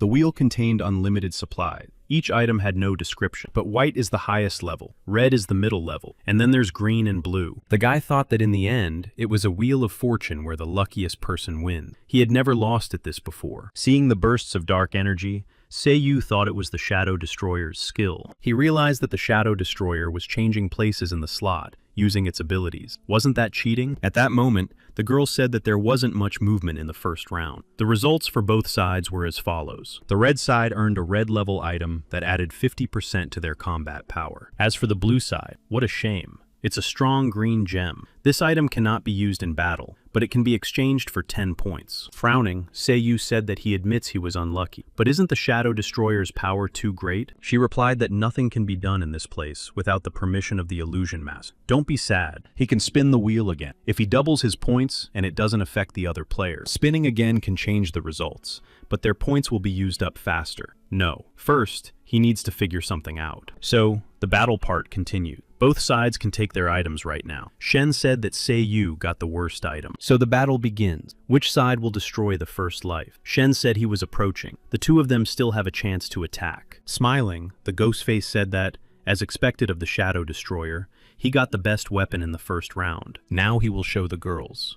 Skill activation. The girls were shocked by what they saw. He said that his power is split in two. His clone contains half of his power. He can make clones with his power. Do they really think they have any chance? Seiyu thought that they had no advantages. The ghostly face asked with a smirk if they really thought they could succeed. Everything is completely different here. As long as they lose, they will lose their points. Clutching sword, Shen told Taiwu that it was time to test their strength. With a swing of her sword, the girl created a huge fiery whirlpool. Frowning, Taiwu swung her sword and shouted, "Blossom!" A stream of pink energy separated from her sword. At that moment, the Ghostface and his clone were rapidly approaching the girls. He shouted, "Claw of Destruction," and began to destroy the girl's energy stream with his sword swing. Delivering a deadly blow to the frog, he shouted, "And here's the first blood." The girl announced that the red team had successfully destroyed the first life. Without stopping laughing, Ghostface said that the results had already been recorded. They would enjoy their battle. Seiyu thought that, as expected, the Shadow Destroyer could know where the wheel would stop, and he could choose his reward. The ghostly face could double the power of any battle it received. If they switched, the power of the ghostly face would have the advantage. There was no way to target them. Their abilities gave them a huge advantage in the casino. But don't underestimate his power. The girl announced that the first round was over. The blue side lost a life. The players said that it was to be expected from newbies. Such noobs. They dared to challenge the Blood Moon with such luck. The girl announced that the second round had begun. Both sides spin the wheel of fortune. Watching the wheel, Xiaosei thought that now he knew where it would land. He also had a certain probability of knowing which area he would stand in. What would be the result of the second round? As expected of the Shadow Destroyer, it was red equipment. But for the blue team, it's such a shame. It's green equipment. The blue team once again received a strong green gem. The girl asked if anyone from either side wanted to add to their bet. Xiaosa shouted that he wanted to. She answered correctly. In this game, it's almost impossible to win unless you bet on higher level equipment. The players on the street said that with this guy's luck, he wouldn't win no matter how much he added. That would make him more significant. Let him lose completely. The red team, which received red equipment, decided not to add anything. If so, could the blue team win the round? What a shame. Green again. It's not a durable gem, but a healing stone that has the same use to some extent. Frowning, Xiaosei shouted furiously that he would continue to add. The girl announced that the blue team wanted to continue adding. Maybe they would be luckier in this round and get at least yellow equipment. She shouted green again. Their luck was very bad. Maybe they wanted to add again. Perhaps they would be lucky next time. But Xiaoyu replied no this time. He was stopping at this round. The players on the street decided that if they bet on the red team, they would win back their losses. The blue team would not be able to win. The guy told Shen and Tai Wu that the difference in strength was too great. Let them not try so hard, and just let them win a couple of points. Shen replied without any problems. Ghostface thought that this round was going well. Could they be plotting something? Separating himself from his clones, he shouted that no matter how hard they tried, it was useless. The girl announced that Ghostface had made his clones again. The red team easily scored another point. The blue team was losing in both luck and strength. Seiyu thought it was great. Now they had to quickly move on to the next round. The host said the blue team seemed calm. Their luck was not yet determined. Perhaps they wanted to make an epic comeback by making an incredible bet. They moved on to the next round, and the blue team was green again. Seiyu shouted to continue. He kept adding 200, then 400. She said it was either bad luck or good luck. The blue team got green 10 times. The aura of the Ghostface is very strong. He he continues to get points. The blue team is not that strong and cannot block his attack. The players on the street were wondering what was wrong with this guy. He continues to get green equipment. It's the first time they've seen it happen 10 times in a row. The girl said that after another fight in this round, the situation is as follows. The blue team is in a dire situation. They cannot win the wheel and win the fight. But what about the red team? They haven't lost a single life. The outcome of this game is a foregone conclusion. The Ghost Destroyer said that the guys are destined to lose in the last round. But Seiyu asked, really? What if he says that everything is under his control and he will win in the next round? The host was stunned. The blue team dared to say such words. But do they really have a chance? If they can step on the smallest part of the white area and gain the power of the Master of 1,000 Illusions, they can win the round. But she remembers that no one was able to do this in the last 100 rounds. The players decided that this guy was crazy. He thinks he will win. The ghostly face thought that, as expected, this guy was up to something, but that wouldn't be a problem. He told the Shadow Destroyer to aim for the white zone in the next round. He replied that he wasn't sure he could do it. Let him try until he can. Worried, Tai Wu asked Shen if they had a chance. She replied that this guy might be reliable when the time came. She looked at Seiyu and thought that now all hope rested on him. The host announced that the blue side was still calm. Could it be that they had a secret weapon capable of changing the outcome of the game? Let them begin. And the results of this game. The blue team is green again. It seems their viewers are disappointed. The Shadow Destroyer got red equipment again. He missed a little and didn't hit the white zone. Does that mean the red team is aiming for the white zone? Both sides shouted that they were adding. They continued. The blue team got green again, and the red team didn't hit the white zone. Neither side is going to lose to the other. After the previous rounds of adding extra bets, they will cost 6,400 points. Both sides have spent everything. Frowning, Seiyu thought that he would have no more points to add in the next round. His result is green again. And for the red side, the Shadow Destroyer touched the white side. The record of 100 rounds was broken. The players on the street shouted that it was a great round. Thank you to this player. Someone will become rich tonight. The girl said what a shame. Apparently the game is coming to an end. Now they will watch the attack of the Illusion Master. The satisfied Ghostface said that the Shadow Destroyer was so reliable. The excited girls stood silently, waiting for their fate from the attack. Suddenly, Seiyu shouted, "Does he really think he's destined to lose? Now let him watch carefully." The Copper Destroyer can only be used in the last round. Before the fight, Tai Wu said that it was for them. She believed that it would be effective during their fight. It was from her brother. He said that it could be used to save them in times of danger. Taking out the medallion that the girl had given him, Seiyu shouted, "Let's go, Tai Wu." The girl shouted for her brother to lend her his strength and grabbed the medallion. The host said, "Unbelievable." The blue side used the ability to switch places. In an instant, Tai Wu was standing next to the Shadow Destroyer in Seiyu's place. Seiyu stood in the arena next to Shen Yunyao. He looked at his opponent with a smirk. The players on the street were stunned. What kind of trick was this? Let them hurry up and lose already. They had bet everything on Blood Moon. Smiling, Ghostface asked what he would do at a moment like this. After all, now they had the incredible power of the Master of Illusions himself. The players shouted that a golden toad had appeared. Let them crush this loser. Blood Moon wins. At that moment, Seiyu thought that he really did not expect them to receive such a high reward. But he cannot lose. Adding so many times, he spent a lot of points to get as many crystals as possible. After all, crystals are his energy. Using the crystals he had won, Seiyu shouted furiously, "Devourer, activate!" Laughing, the ghostly face shouted that he knew the guy would use this trick. But what could he do to a level 98 boss? Even using all his strength, he would not be able to defeat him. He shouted furiously, "Come on, Master of Illusions." And in an instant, a powerful stream of energy flew at Seiyu. But the guy replied that he was not going to lose and used energy absorption. Thanks to Tai Wu, he had an idea of how to win. Before the game, he said he would buy all her green equipment at double the price.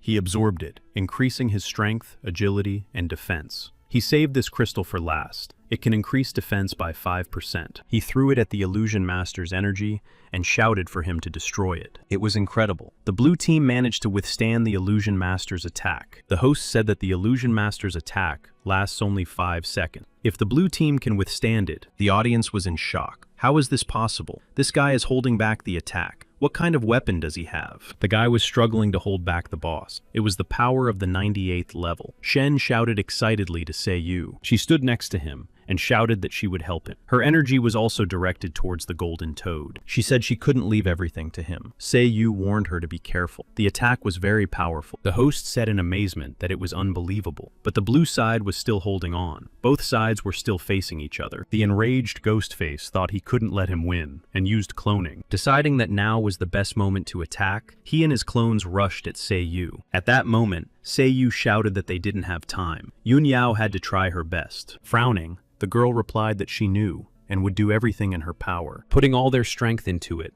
they resisted the crushing energy of the illusion master. Furiously cursing, Seiyu shouted for her to come back. The blue side delivered a powerful blow. Despite the illusion master's powerful attack, it rebounded. At that moment, the Ghostface with his clones was rapidly approaching them. He shouted furiously that he couldn't let this happen. He could do it too. He was the Ghostface, and no worse than anyone else. The stunned host said that there was an incredible surge of energy on the battlefield. This is impossible. The illusion master stopped the lightning strike. What will happen now? The blue side barely managed to hold back the attack, and now its strength is running out, but it managed to protect its last life. The red team's totem should have been destroyed by such a powerful attack, but it only lost one life. The outcome is a foregone conclusion. But wait, the red side. The Ghostface was hit by the attack and fell. The blue side now has a chance. At that moment, the Ghost Destroyer said to start the next round. They can still win. The guy shouted, "Tai Wu." She replied, "Got it. Let him catch it," and threw the medallion. Shocked, the Shadow Destroyer realized with amazement that she had thrown the medallion to him. A few moments later, he began to teleport onto the battlefield. Exhausted by the battle, the Ghostface teleported to the Wheel of Fortune. Smiling, Seiyu said, "Here they are, meeting again. Judging by his skills, he's useless in close combat. Now they have a chance to win." Gritting his teeth in anger, Shadow Destroyer said he was giving up. The stunned host said that Shadow Destroyer had admitted defeat. The winner of this game is... The shocked audience shouted, "How is this possible? They had bet everything on Blood Moon." The host announced that the blue team had won. They congratulated the new players, Seiyu, Shen Yun Yao, and Tai Wu. Tai Wu asked Shen if she was okay. She replied that she was fine, just a little injured. Seiyu sighed heavily and said with relief that it was tough, but they had won. The Shadow Destroyer told Ghostface that they were leaving. Ghostface shouted threateningly for Seiyu to wait for him. Smiling, the host said that now they should enjoy the applause of the audience. But the audience was furious. They shouted that he was pretending to be a novice to deceive everyone. They could take revenge on Seiyu. Laughing, the host said she didn't think the audience would react so violently. Smiling, Seiyu replied that despite what they were saying,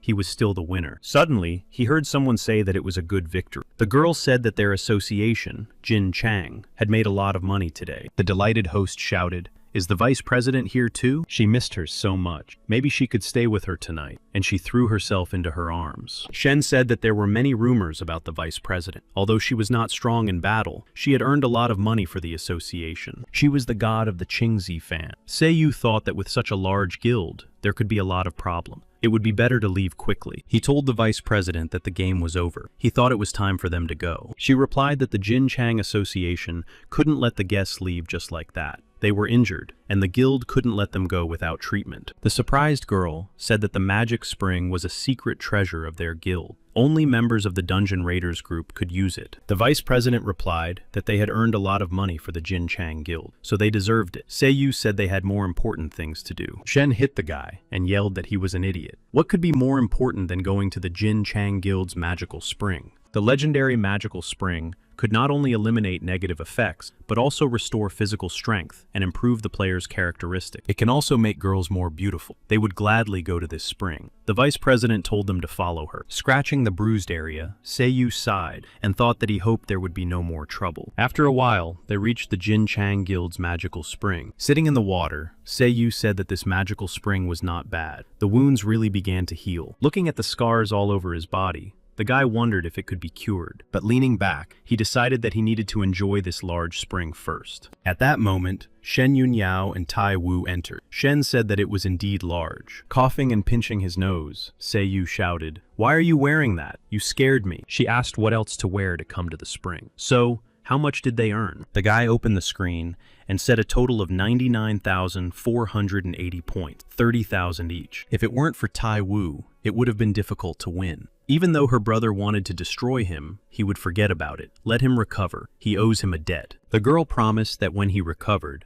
she would take him to him so that he could make amends. She got the points, and now she would go back and cure her brother. She would definitely repay Seiyu and Yun Yao. Shen shouted for her to be careful. Looking at Seiyu, Shen asked why he ran away in the alley. He replied that he couldn't watch and do nothing. She asked what was wrong with him. It's a tattoo. He replied that they were scars from battle. The vice president said they weren't scarred. Seiyu doesn't understand the situation. In fact, he is a remarkable specimen. Well, these are sword marks. He asked in surprise what sword marks were. She explained that an unusual blade is a rare weapon in the game. Its power even ignores the game's balance mechanic. It appeared in the hands of one player 2 years ago. Using this blade, he competed with 4 guilds. His weapon and the mark on his body are not much different from what that player had. Smiling, Shen said that it was clear why he was incredibly strong. The vice president said that the unusual blade was certainly powerful, but in the end, it doesn't last long. Frowning, Seiyu asked what she meant. She replied that he should check his stats himself. Opening his stats, Seiyu was shocked by what he saw on the screen.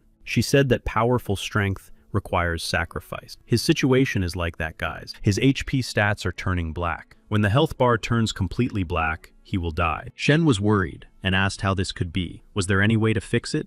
She said there was no way. The scales of the sacred healing dragon that drop in the realm of the red wax dragons in the S-rank dungeon. They can eliminate anomalies. But the Blood Moon Guild has taken over the Red Dragon Kingdom, and the dungeons are filled with thousands of monsters with unusual powers. And he can only use short bursts of power. It is impossible to obtain the scales of the healing dragon. Does he want to join their guild, Jin Chang? With their power and money, they can negotiate with the Blood Moon Guild about the deal for the scales of the sacred healing dragon. Seiyu realized that she had already calculated everything when she invited them here. He replied that he appreciated the invitation, but it was so sudden. Could she give him some time to think? She replied that whatever choice Seiyu made, she was looking forward to his performance again. Maybe he would bring it to an end. Diving headfirst into the water, the guy thanked her for her understanding. He thought that he himself guessed that this power was unusual, and that he would not get it so easily. If he couldn't live long, he had to earn 1 billion points. The guy returned home, and was resting peacefully in his bed, when he felt someone waking him up. He asked discontentedly what was going on. Why wouldn't they let him sleep? It was still so early. Suddenly, he saw a girl from the Jin Chang clan. She said it wasn't early anymore. He had slept through the whole day. Shocked, Seiyu jumped up and shouted, asking why she was in his bed. What was she doing here? The surprised girl asked if he didn't remember what had happened last night. Last night, he slept in a magical spring. The head of Qingzi asked her to bring him back to bed. He should thank her. He replied that she scared him terribly. The girl said that she was actually here today because she had good news. She had received information that an expensive member of the association had recently appeared on the black market in the eastern part of the city, a weirdo obsessed with weapons and props. He had been missing since he left the guild, but recently he appeared out of nowhere, and supposedly he had what Seiyu needed right now, the sacred scales of the dragon. At that moment, Shen Yunyao approached them and said that was good. They needed to go to the black market. She had always wanted to see the black market of the Jin Chang Association. The girl replied that the black market was not a place you could just go to. The guild turned a blind eye to this place for its own interests. Was she sure she wanted to go? Yu said he was sure because of what had happened in the last game. Many people were watching him in Blood Moon, and he was sure they wouldn't stop. Yun Yao didn't need to get involved in such a dangerous situation. This time, he would figure it out on his own. She remembered how he yelled at Yun Yao to get out of there. It's dangerous. He can do it alone. She hit him and yelled that he was an idiot. What is he talking about? Without her, he would have died 100 times. He is always in danger. But every time, he always takes a big risk. Besides, she is not one to abandon her teammates. At least not this time. He replied, "Okay, we need to get ready." At that moment, a guy in the black market was shouting, "Don't miss this limited time special offer of rare materials from the monster in the dungeon." In order not to attract attention, Seiyu and Shen Yunyao dressed in black cloaks. The girls suggested that Seiyu have some fun. He said that the place seemed pretty nice. Shen replied that it probably was for him. But first, they had to find that guy. He couldn't get into any more trouble. He replied that she shouldn't worry. He would be careful. But with a photo like that, it would be difficult to find him on the black market. It would be like looking for a needle in a haystack. The girl replied that he was an idiot. If he hadn't asked how they left before, they wouldn't have been driving for more than 2 hours. At that moment, a guy stood in front of them and asked why his brother was so sad. He had problems. Seiyu replied yes, but how could such a small child help him? Smiling, the boy said he had come to the black market and didn't even know him. He was famous in this market. For money, he would find any information. Leaning over to Sei-yu, Shen said that they had been wandering around here for so long. Maybe they should ask him. Showing him the photo, Sei-yu asked if he had ever seen this man at the black market. Smiling, he replied that he knew this guy. He saw him come to the black market a week ago. 100 points and he'll take you there. The girl said 50 points, or they would find him themselves. He himself said that he was somewhere on the black market. The guy shouted that it was too little. She replied, then 40. The guy replied, okay, since she's a girl, he'll lower the price. Soon he led them to the place and said he was there. Stunned, Shen Yunyao asked if it wasn't a dump. He replied that after that bastard Bree bought the place at a high price, it became a dump. Su-yu asked if he had led them into some kind of trap. The guy shouted, what are you talking about? He's the most honest guy in this market. At that moment, they noticed that the door had opened and someone had come out. The guy said that it was him, the strange Bree. The man who came out was carrying a large metal object. He asked the boy if it was him again. He said that he didn't need any help. Let him leave, because he would be the next one to end up in this dump. Surprised, Shen asked what he was talking about. She shouted at the guy, asking if he was scared. He replied that she didn't know how terrible the strange Bree was. At that moment, Sei-yu shouted, asking if he could talk to Bree for a minute. But Bree replied without turning around that he was very busy right now. He told him not to bother him. The guy thought that it was really difficult to get along with him. He shouted that Xiao Wangxi had sent him to him. He replied angrily that this woman with a lot of makeup kept bothering him. She had sent someone to him again. Sei-yu asked if something was wrong. Weren't they good friends? Clenching his fist fiercely, Bree shouted that he didn't want to destroy his card on the black market this time. The guy shouted that it was some kind of misunderstanding. He wanted to make a deal with him. He needed healing scales. At the last moment, Bree stopped and asked again about the healing scales. Sei-yu answered correctly. How many points did he want? Let him name his price. But Bree turned to leave and said he wasn't interested in points, but if he could use it. If he passed his test, he would give him the healing scales. Stunned, Sei-yu wondered what the hell. A motorcycle. The strange Bree said that tomorrow there would be a tournament called Extreme Speed. If he won it, he would give him the scales. Smiling, Sei-yu thought that he didn't know what this guy was thinking, but he was the best at racing game. He agreed. Releasing a burst of energy, Bree said that he should leave them. Sei-yu lost his balance. Surprised, he couldn't stay on his feet and flew to the side. Shen shouted excitedly to Sei-yu, asking if he was okay. The boy smiled and said that he knew he wouldn't last 5 minutes before he blew up. Now he had to pay him. He replied that he should wait a little. He needed to ask him something. Smiling, the boy asked him something. Now he knew how reliable he was. Sei-yu said that there would be an extreme speed tournament tomorrow. He didn't know how to register for it. He replied that you needed a motorcycle to participate in this tournament. On the black market, the price of a motorcycle was at least 8,000 points. In addition, there was an entry fee, a deposit, and so on. Did he have that much money? Sei-yu replied, okay. The stunned boy shouted that 8,000 was not much for him. He is so rich. Then let's go together. Sei-yu asked if he also wanted to participate. He replied that an extreme speed tournament is not just a race. You need to develop a route and tactic. He is a master at such thing, so he could ride with him in the race. Shen said they had to leave. This guy clearly wanted his points. The boy shouted that he didn't need his points. If he didn't trust him, he could do it for free. Sei-yu asked him to let go of his leg. After thinking about it, Sei-yu decided that this boy didn't seem to have any bad intention, and time was running out. He said he believed him. Now let him get ready for the race. The guy said it was the right decision. He would help him win this race. Frowning, Shen asked if that meant that in order to get the healing dragon scales, he would have to challenge that freak, Bree. He replied that was correct. He had set those conditions and had no other choice. The boy simply said that he should know that Bree was not so easy to defeat.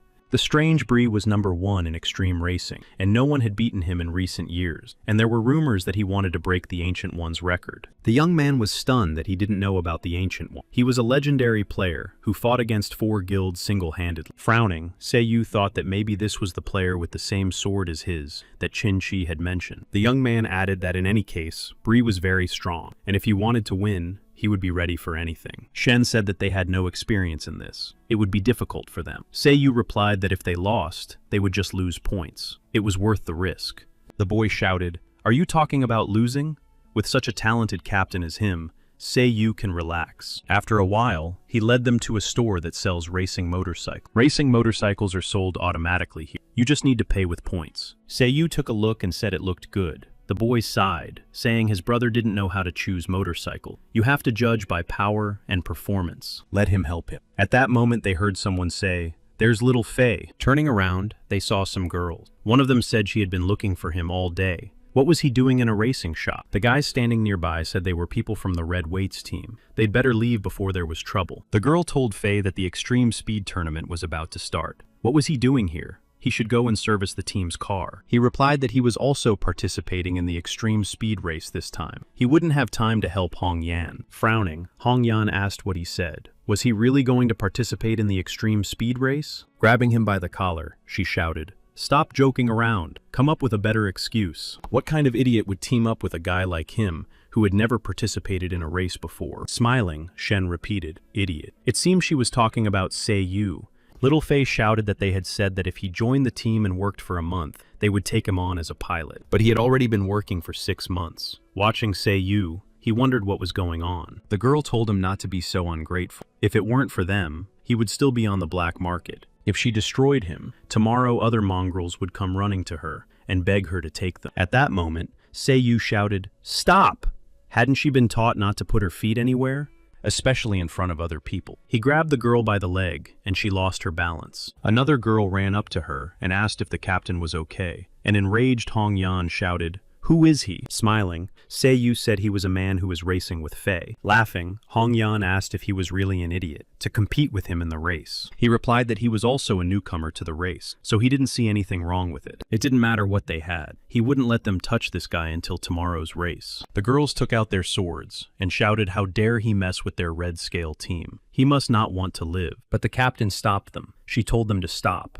They were leaving. Watching them leave, Sei Yu couldn't believe they just walked away. Shen punched her fist and told little Fei that he was hiding a lot from them. Lowering his eyes, Fei replied that they should forgive him. He lied. He wasn't a very good driver. He was just a backup for the Red Scales. He had always loved race car drivers and was so happy to participate in extreme races. Reaching out his hand, Sei Yu said that he had misunderstood everything. He didn't care what kind of driver he was. As he had already said, he took him into the race because he simply wanted him to participate. At that moment, Hong Yan called to say she had good news. Did he remember the Wheel of Fortune game a few days ago, when the guy had angered many people? She had met him on the black market. Her interlocutor replied that she would not be able to defeat him, even though there was a big reward for him. But this guy was strong. Hong Yan replied that she couldn't win the battle, but if they teamed up in the races, the reward would be theirs. The next day, they went to the Extreme Racing Tournament. The hostess welcomed them to the 42nd Extreme Speed Tournament. The girl announced that she would be the host of this exciting competition today. All the racers are already at the starting line. It looks like they are ready to go. Also participating in Extreme Speed today are 2 mysterious newcomers.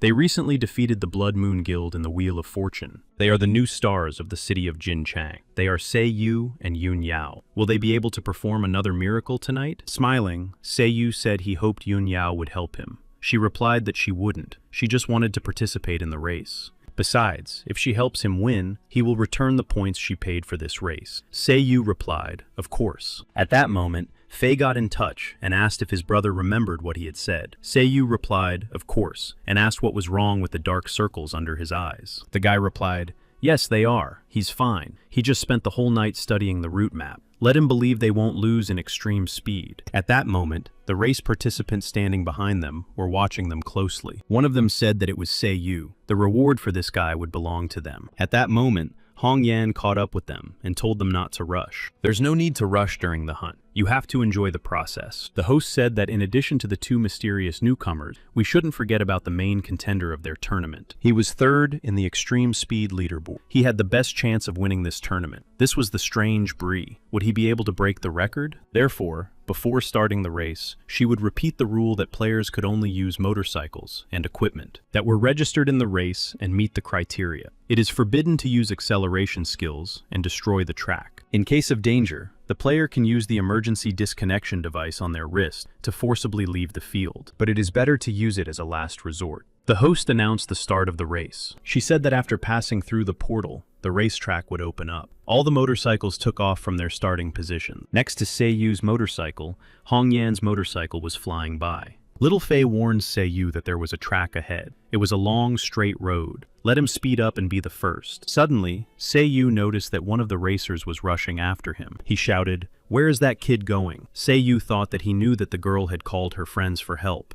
At that moment, the second racer was rapidly approaching Yun Yao. He shouted, "Where is that beauty going?" Fei shouted at his older sister to turn aside. She replied that if he called her older sister again, she would sew his mouth shut. The girl veered sharply to the side to avoid being hit by her pursuer. As he approached, Hong Yan shouted for the guys to cover her. Now was not the time for them. She had spent a lot of points to hack the emergency disconnection device on the guy's arm. In other words, he couldn't get away. This guy was still too young, but he had taken such a big sword to the race. Smiling, Hong Yan held her weapon in front of her and shouted that the hunt had begun. Deadly bullets flew after Sei Yu, who was rapidly driving away. Excited, Shen Yunyao told Sei Yu that the pursuers had too much firepower. He shouted to Xiao Fei if there was any way to get rid of them. Fei, who was also worried, thought that Sei Yu's bike wasn't fast enough to get ahead. How could they get away from their pursuers? Suddenly, he had a brilliant idea and shouted for Sei Yu and Yun Yao to speed up in 10 seconds. The guy asked Fei if he was sure. There was a sharp turn ahead. He replied that there was no time to explain. He should just trust him. 10 seconds later, he shouted, "Now!" and Sei Yu and Yun Yao accelerated sharply. Stunned, Hong Yan shouted, "What are you doing?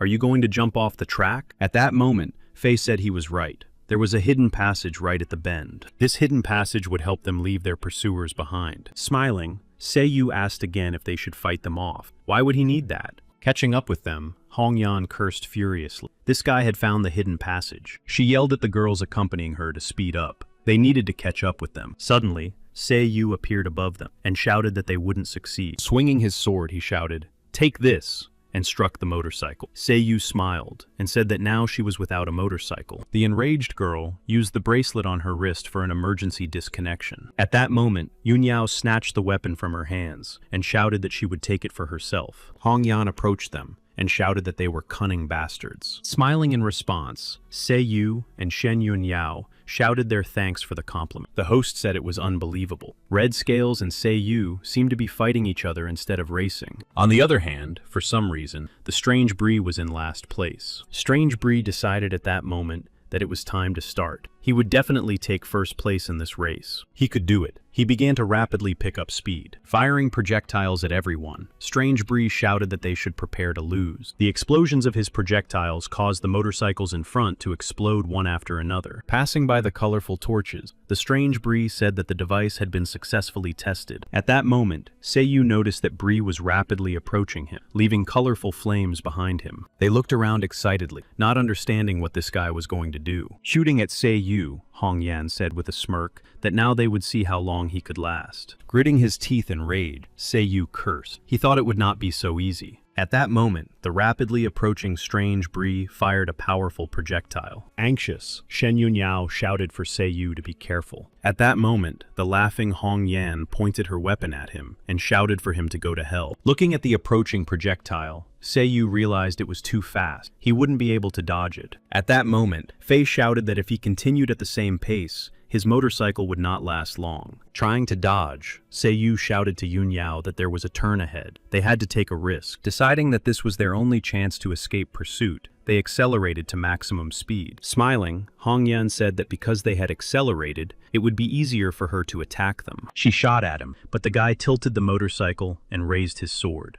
At that moment, Shen Yunyao also accelerated to get ahead of their pursuers. The host commented admiringly that Sei Yu and Shen Yunyao were accelerating on the turn. It was an excellent drift. To make the turn at high speed, they had to lean their motorcycles heavily. At that moment, they managed to overtake the girls from the red fans. Smiling, Hong Yan shouted, "Well, what's the point of overtaking them? They'll just become her target." Smiling, Sei Yu replied that it depended on who else would become the target now. Suddenly, the shocked girls noticed a rocket rapidly approaching them. There was a powerful explosion behind Sei Yu. He shouted to the Strange Bree, thanking him for his rocket. At that moment, the boys laughed, thinking that this strange woman had finally died. Now they could take the prize for themselves. Waving his torch, the boy shouted furiously that he would show him where he belonged. Frowning, Sei Yu suggested that Shen Yunyao deal with them as well. The guy shouted that he had never lost a single race in close combat. The second guy threw several shells at them and shouted for them to try it. Dodging the shells, Shen Yunyao shouted at Sei Yu to be careful. There was a powerful explosion, and Sei Yu shouted at Yunyao to get out of the way. The girl turned aside to let the guy pass. At that moment, the Strange Bree pushed one of the guys off his motorcycle. The other two guys gritted their teeth furiously when they saw the Strange Bree rapidly approaching. He knocked them off their motorcycle, and to avoid being killed, they used the emergency disconnect. The host said that the strange Bree would not stop. He was destroying everything in his path. Little Faye screamed like this. Now let them take Route B as planned. Smiling,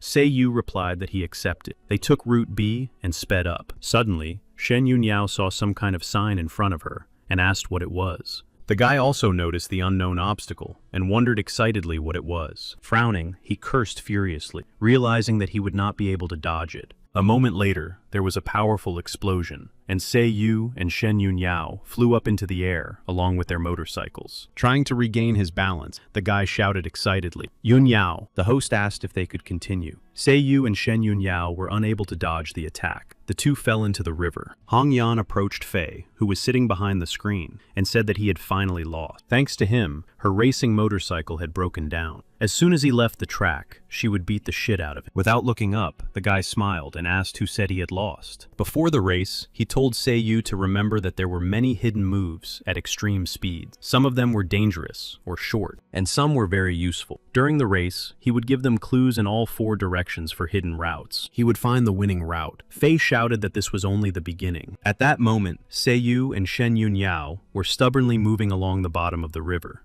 The host asked in surprise how they were moving through the water. At that moment, they got out onto dry land. The girl shouted that it was unbelievable. Shen Yunyao and Seiyu successfully got out of the water. They hadn't lost yet. The strange Bree was destroying all the players in his path. Ahead, the lanes merged. Would they be able to avoid Bree's attack? Firing a powerful volley of rockets, Bree shouted that they wouldn't be so lucky a second time. Racing at breakneck speed, Seiyu and Yunyao tried to escape the deadly shells. Seeing that Seiyu's body had burst into flames, Shen shouted at him not to use overload. His body couldn't take it anymore. The guy replied that he had no choice. If he lost, everything would be even more hopeless. With a sharp swing of his sword, he destroyed the shells approaching him. The host announced that Seiyu had used the same explosion as in the Wheel of Fortune game to repel the attack of the strange Bree. Turning around, Bree furiously threw Seiyu. Had he still not given up? A moment later, he released a new stream of devastating missiles. But since he had used his abilities, he would use his as well. Clenching his fist furiously, the strange Bree shouted, "Take this," and released a stream of energy. In an instant, Bree's energy-guided missiles headed for Seiyu's motorcycle. Seiyu and Shen Yunyao were surrounded on all sides by powerful, devastating explosions. The host said that this was Bree's signature ability, the ability to completely block or even destroy the opponent's higher skills. He blocked their way to the road. Shen Yunyao and Seiyu cannot pass. Gritting his teeth in rage, Seiyu thought it was incredible pressure. It felt as if his body was about to be crushed. The host commented that Seiyu and Yunyao were affected by Bree's ability. They fought well, but were helpless against an irresistible force. The strange Bree would soon be at the finish line. This time, he had a good chance of breaking the record. At that moment, Faye said that, as expected, they still couldn't defeat the strange Bree. Frowning, Seiyu asked Xiao Fei where his confidence had gone. He replied that there was really nothing they could do now. Even if they got out of the high-pressure field, it would be difficult to catch up with him. Shen shouted for him to shut up and take a good look at it. Seiyu, this unreasonable guy, will not lose. Frowning, Seiyu shouted that they had a chance. Absorption mode. Use the soul stone to absorb energy. The surprised host asked if Seiyu could really continue. His weapon had transformed. Was it now a spear instead of a sword? Looking at the guy, Shen Yunyao thought that everything would work out for them. They just needed to focus. The audience was amazed. What were they going to do in such a situation? It was simply unbelievable. Swinging the spear with all his might, Xiaoyu shouted that he was counting on Yunyao. Thinking that this was simply incredible power, the girl caught the thrown spear. The host shouted that it was amazing. There had never been such a combination of skills before. This girl, Shen Yunyao, caught Seiyu's spear and began to break through. It's incredible how fast she's going. In an instant, she caught up with the strange Bree. Turning around, the strange Bree was shocked by what he saw and cursed furiously. The girl thought that holding this spear was very difficult. Her palm was burning. Could it be that Seiyu was experiencing the same pain? But she couldn't lose. Strange Bree's attacks were ineffective. Bree was shocked. It was incredible to use explosive power to catch up with him. This guy was interesting. The host shouted that Shen Yunyao was approaching strange Bree. The finish line is ahead. Which one of them will come first? Who will win? Watching Shen, the guys excitedly clenched their fists, hoping for luck. Gritting her teeth fiercely and holding on tight to the steering wheel, Shen Yunyao decides she must win. The announcer shouted that they had both crossed the finish line. But It was so fast that it was impossible to see who had done it first. Who is the winner? We need to look at the system counter to find out the winner. It's amazing. The difference is only 6 milliseconds. The winner of the race is Shen Yunyao. 20 minutes later, the high-pressure zone created by the strange Brie disappeared, and the last survivor, Seiyu, successfully crossed the finish line. The competition is over. Although Seiyu was in no particular hurry to finish, luckily for him, there were only 3 participants left. Therefore, he took 3rd place. The host shouted that everyone could now welcome today's participants on stage. The audience shouted how wonderful it was. Finally, someone had found someone who could defeat the strange Brie. The winners of the race took their places on the podium. Shen Yunyao and Seiyu smiled happily. Little Fei shouted, "Awesome!" He didn't think they could win. Now he is also considered a champion navigator. Hong Yan won't dare to tease him. Smiling, Seiyu told Yunyao that she was magnificent. The girl replied that it was nothing special, just a normal race. Turning to Brie, he said that now, as promised, Brie had to give him the healing dragon scale. Smiling, Brie replied that he was in 2nd place, and Seiyu was in 3rd. So was that really a victory? Stunned, Seiyu said that he had helped Yunyao take 1st place. That counted as a victory. Bot replied that he was looking at the results. The host announced that the organizers had also invited a special guest to today's awards ceremony. Everyone knows that Mr. Gu Qi has left the overall ranking, so they invited the next person in the ranking, an impossibly strong person. The stunned audience was amazed. Why did they call this guy? It's dangerous. The host said that his spirit makes others tremble with fear, but at the same time, he is the president of the Red Moon Association. Let's all welcome Mr. Leng Jing. When they saw him, Seiyu and Shen Yunyao were amazed that this man was the president of Red Moon. The host asked him to do the honors and handed him the cup. He replied that he was grateful to her for the invitation. Frowning, Seiyu wondered if he was here to settle scores with him. The president said that Miss Yunyao's performance today was magnificent. This award and her beauty go well together. The girl thanked him for the compliment. Presenting the cup, Leng Jing told Brie that they hadn't seen each other in a long time. He needed to work harder to break the record. Brie replied that he should stay away from him. The president approached Seiyu with the cup and said that he had heard a lot about him. Red Moon gets a lot of attention from him. Seiyu wondered what this guy was up to. He replied that he could say the same about them. Red Moon had helped them a lot. They shook hands. Leng Jing's face was contorted with hatred. Stunned, Seiyu couldn't understand what had happened. It was the pressure. He felt like he was just a toy in his hands. The guy felt like a tiny bug on the hands of a huge giant. At that moment, the strange Brie approached and removed Leng Jing's hand from Seiyu. He said that Leng Jing was the president of the association. Why would he fight with a jerk who didn't even have level 20? Laughing, Leng Jing replied, "Sorry. He is the owner of the sword in G, so he got a little overexcited." Gritting his teeth in anger, Seiyu thought that even though he had shown some of his strength, he realized that Leng Jing was much stronger. Smiling, the president told Seiyu not to worry. This time, he was not here with bad intentions, and he had good news. He told them to listen carefully. As the president of the Red Moon Association, he announced that in a month, they would open an S-level dungeon that would be controlled by the Red Dragon Association. All players below level 40 could come and test themselves. In addition to high-level loot in the dungeon, anyone who can wound the dragon will earn a place in the association. The audience cheered. The Big Four organizations had taken all the S-level dungeons for themselves, and now they were opening them up to everyone. This was a once-in-a-lifetime opportunity. The president said that players who were dissatisfied with peaceful life should come and vent their pain and anger. Let them come and fight. The Red Moon Association will provide the best conditions for battle. This time, Seiyu won't run away with his tail between his legs. After all, he's right. The president looked at Seiyu searchingly. Seiyu frowned and looked at Leng Jing. After the competition, Shen and Seiyu went to the lair of the strange Brie. Seeing what he was holding in his hand, Seiyu asked if it was a divine healing dragon scale. Brie answered correctly. He called them here. Does that mean he changed his mind and will give it to him? Pushing him away, Brie said that he hadn't defeated him, so why should he give him the scale? Seiyu then asked why he had called them here. He replied that Shen Yunyao had defeated him. He would give the divine healing dragon scale to her. Seiyu said that his logic was strange. Looking at the scale, Seiyu asked if he should swallow it or rub it on himself. Yunyao sighed and replied that he was an idiot. She tossed it to him and told him to use the divine healing scale on Seiyu. In an instant, the boy's entire body was enveloped in bright healing energy. His HP was restored. He shouted,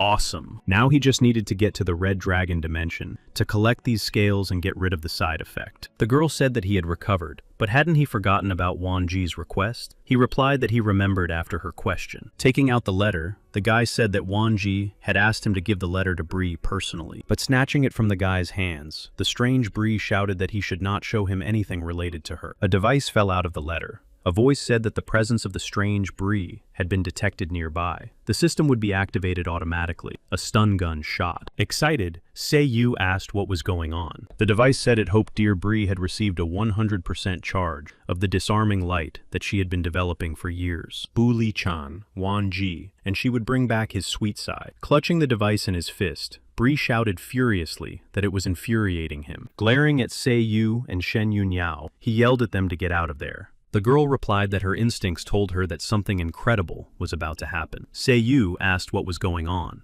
A moment later, they saw the strange Bree's armor falling apart. They were shocked by what they saw and froze with their mouths open. When the armor completely fell apart, they saw an angry girl in front of them. With her eyes flashing furiously, she said she asked the two of them to get out of there. But since they saw her, the girl clenched her fist, releasing a stream of energy. Excited, Seiyu shouted, "Strange Bree, or rather, Miss Bree. They didn't do it on purpose." Hitting the wall with her fist in anger, the girl shouted that it was all because of Wan Ji. It didn't matter. They were still useful, so she wouldn't hurt them yet, but they couldn't tell anyone about what had happened. Breathing a sigh of relief, Seiyu promised that he would fulfill her request without any problem. The girl said her name was Yahello. Seiyu asked if Bree was not her real name. She remembered how Xiao Wangji had called her pretty. She must be new to their association. What was her name? Why wasn't she answering? If she remained silent, he would call her Bree. Yahello replied that she didn't care. Let him call her that. She said that Seiyu was going to the Red Dragon dimension. He replied that it was a S-level dungeon. There would be more than just dragon scales there, but also rare items and a bunch of points. He can't miss this opportunity. Ailin asked if he thinks Leng Jing will just let him get away with his antics. Does he know that Leng Jing also has a sword and Ji?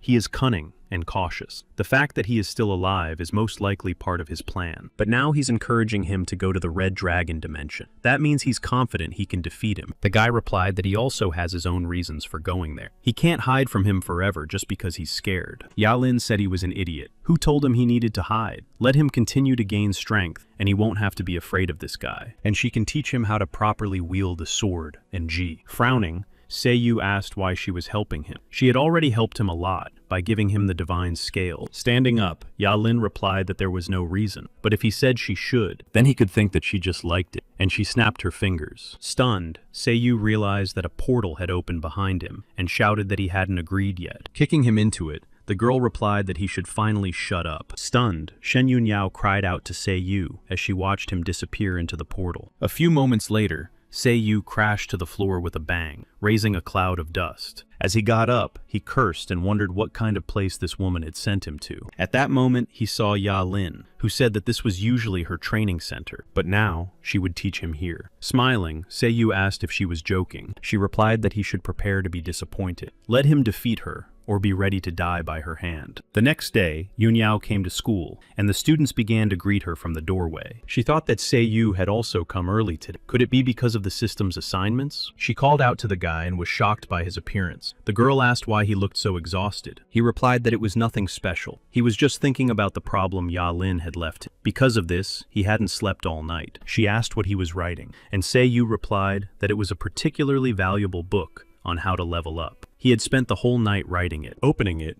Yunyao asked what it was. She didn't understand at all. He was trying so desperately to become stronger. Had he really decided to go to the Red Dragon dimension? The guy replied that he definitely had. By the way, had she heard about the dungeons where energy items drop? Shen replied that she hadn't. But hadn't they met an all-knowing ally just recently? Smiling, Seiyu replied that she was right. This kid must know for sure. He wrote to Faye to ask if he knew where to get energy equipment. The guy rudely replied, asking who he was. He didn't remember having a fat pig among his friends. Angered, Seiyu thought this brat wanted to die. He wrote that he was Seiyu. Faye replied that now he understood why he looked so familiar. The guy wrote that he didn't know about such equipment, but he had heard that Seiyu was going to the Red Dragon dimension. He was ready to show him a dungeon where no one had ever been before. Seiyu thought that leveling up was important. However, right now, alienation would be the fastest way to increase his power. The teacher said that the material in this lesson was key knowledge for the current topic. You can't get distracted. He asked him to stand up and answer the question about the law of conservation of energy. Seiyu stood up and answered that energy cannot be created or destroyed. It can only be converted from one form to another. The teacher was sure that everything was correct. In addition,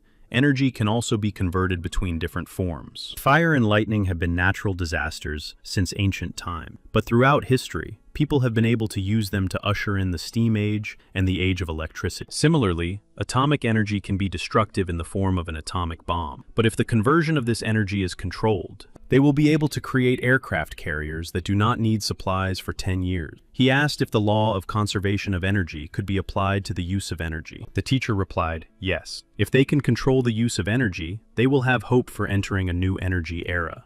And then humanity will discover unlimited possibilities. Thinking deeply, Seiyu thought about controlling energy consumption. Limitless possibilities. He shouted, I understand. The teacher said that if he knew the answer to the question on the board, then please. Running out of the classroom, Seiyu replied that his stomach hurt a lot, and he needed to use the restroom. Watching this, Shen Yunyao wondered what this guy was up to. Running out of the classroom, Seiyu asked Fei to send him the location of the dungeon. He had a great idea and couldn't wait any longer. He had to check it out right away. Checking the map, Seiyu quickly reached the portal to the dungeon. He decided that it didn't matter what type of dungeon it was. He would figure it out when he got there. When he entered, he learned that it was a C-rank dungeon called Abandoned Frontier. Clutching his sword tightly, Seiyu smiled and shouted, Monsters, come out! At that moment, he heard a shout behind him. Big brother, run! Turning around, he saw Fei, who was tightly bound and held by Ghostface. Smiling, Ghostface said that they hadn't seen Seiyu in a long time. The guy was shocked to see them. Fei shouted that Ghostface had kidnapped him and sent him a message to lure him here. It was a trap. Throwing the guy aside, Ghostface shouted furiously that this runt was too noisy. Since Seiyu was already here,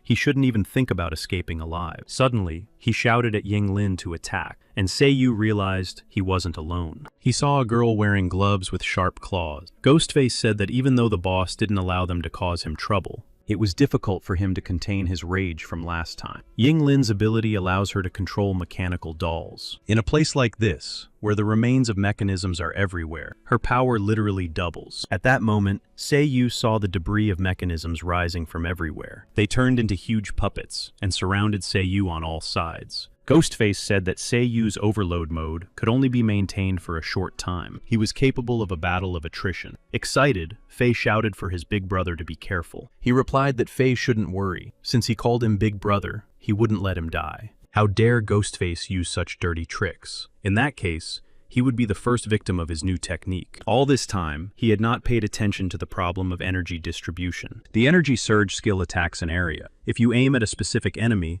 a lot of energy will be wasted. Overload mode covers the entire body with energy, increasing all of its attributes. But it also consumes a lot of energy. Since energy is conserved, he must not waste it. Instead, he will concentrate the energy in one point and use it to attack. Holding his sword in front of him, he shouted furiously for the phantom face to attack. Angered, the enemy replied, "What nonsense! He has no chance of winning." At that moment, metal puppets rushed at Seiyu from all sides. He thought he had no energy items to activate alienation, but he remembered Yalin's words. If he wanted to become stronger, he had to awaken the next level of alienation. He needed to find energy items as soon as possible. According to Yalin, he would be able to activate alienation if he had enough energy. He had been healed by the dragon scale. His HP was at its maximum. He shouted for the absorbing blade to use his body as a source of energy. Let it obey his will. The system reported that the energy had exceeded the maximum value. Transition to loading mode. The attacking metal puppets, led by Ghostface, attacked Seiyu. Lying on the ground, stunned, Fei saw a powerful stream of energy separate from Seiyu's sword. The guy spun the sword and the puppets, broken into pieces, flew in different directions. Angered, Ghostface asked what was going on. This skill was not in the information. Seiyu laughed that it was a success. To reduce energy consumption, he wanted to create a smaller form of sword alienation, but he couldn't imagine that it would be so greedy that it would consume his entire right hand. He shouted, "Come on, Ghost Mask, come forward. He feels just great." The Ghostface shouted, "Did Seiyu really think that his little tricks would scare him? Yinlin, come forward." Extending her sharp claws and hissing, the girl rushed into the attack. At that moment, huge metal puppets rushed at Seiyu, swinging their sword. Dodging, Seiyu noticed that, unlike complete alienation, his speed had increased significantly. Instead of using overload mode, he concentrated his energy in his sword. He would easily deal with these puppets. At that moment, shouting for him to go to the other world, the ghost face rushed at Seiyu. Waving his sword, Seiyu said that they were just double, too weak. Cursing furiously, Ghostface shouted for all the clones to attack. Smiling, Seiyu asked if Ghost Mask still didn't understand. For him, destroying doppelgangers and puppets was like chopping vegetables. His plan to exhaust him was no longer effective. Was he still going to continue? He didn't have the strength left to create doubles. Let him give up. But the enraged Ghostface was not going to give up. He shouted, "Shut up!" and rushed into the attack. Seiyu's sword arm and Ghostface's two huge swords clashed in confrontation. At that moment, the enemy released fire and thunder doubles. Seiyu asked if he still had an ace up his sleeve. What a coincidence. He did too. He used his improved energy burst skill and struck. Getting close, Seiyu shouted for the Ghost Mask to take it. He tried to cover his head with his sword, but Seiyu's energy attacked from all sides. The Phantom Mask's swords broke, and he fell to the ground. Sei said he had lost. Smiling, the Phantom Mask asked sarcastically if Seiyu was sure about that. He saw the doppelganger grab Fei. The doppelganger told him to lower his sword. Otherwise, he shouldn't blame him for being cruel.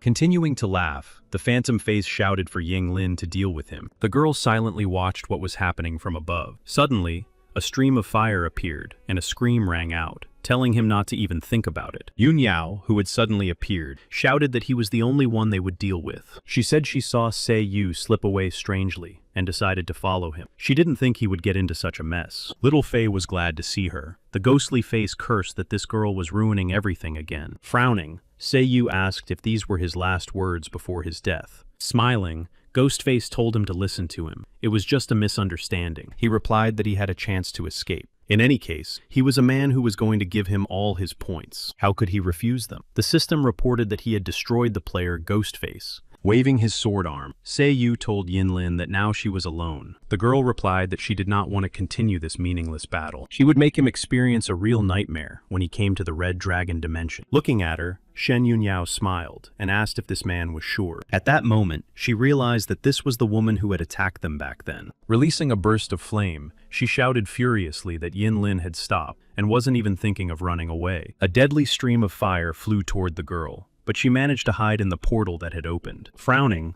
Seiyu asked what was going on. There was no point in chasing after her. Yun Yao replied that she was fine. At that moment, Fei ran up to Seiyu and shouted that he was so grateful that he had saved him again. From now on, he would always be on his side. Just let him work for his big brother. The guy replied that Fei didn't have to thank him. In fact, the reason why the Ghost Mask kidnapped. Smiling, Fei replied that he understood. That meant that Big Brother now owed him a favor. Shen Yunyao said that it was still unsafe here. They'd better leave. Pleased, Fei suggested they go to his house. His house was very large. Seeing Fei's house, Seiyu asked in astonishment if he had bought this mansion with the money he exchanged for glasses. He replied that was not the case. This house belonged to his foolish father. Besides, the amount of money that could be exchanged for glasses was limited by level. At that moment, the servants rushed out onto the porch, and the girls cried out, "Finally, the young master has returned." Stunned, Seiyu looked at the maids in surprise, and wondered if this was what the world of the rich was like. The maid rushed to hug Fei, and cried out that he had been gone for 2 days. She had been very worried.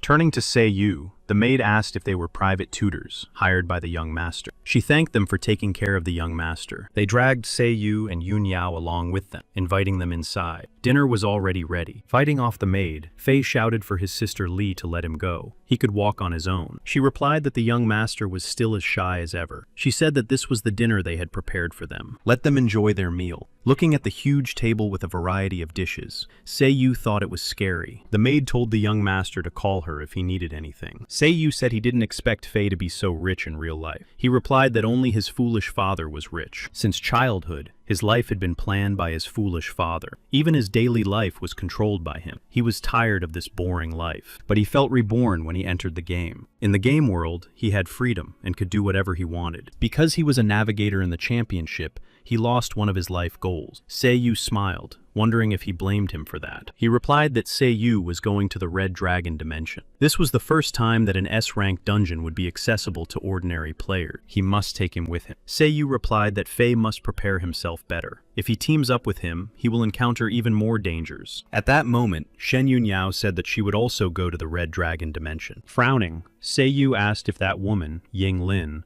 was somehow related to Yunyao. She replied that she had been looking for her all this time and had finally found her. This happened a few months before they met Seiyu. As a beginner, she was lucky to meet a player who was willing to help. Her name is Xiao Yu. She said that although Shen was a beginner, he fought quite well, and if she wanted, she could team up with her. After teaming up with Yu, they successfully cleared many dungeons. She also became her best and only friend in the game. But the good times didn't last long. One day, they were attacked in a dungeon. The person who attacked them was a woman named Yin Lin. To protect her, Yue decided to cover for her while she ran away. She shouted for Yunyao to get out of there using the exit device. But the girl replied that Yunyao shouldn't worry. She knows how strong she is. But after the incident, she didn't see her online anymore. If only she hadn't run away then. All this time, she kept comforting herself that maybe Yu had quit the game or just deleted her from her friends. But if Yin Lin is from the Red Moon Association, she's afraid that Yu is gone. But that doesn't matter now. They just have to work hard to collect points. Shu Yu replied that in the worst case, if something bad had happened, she could bring her back for 100 million points. Angry,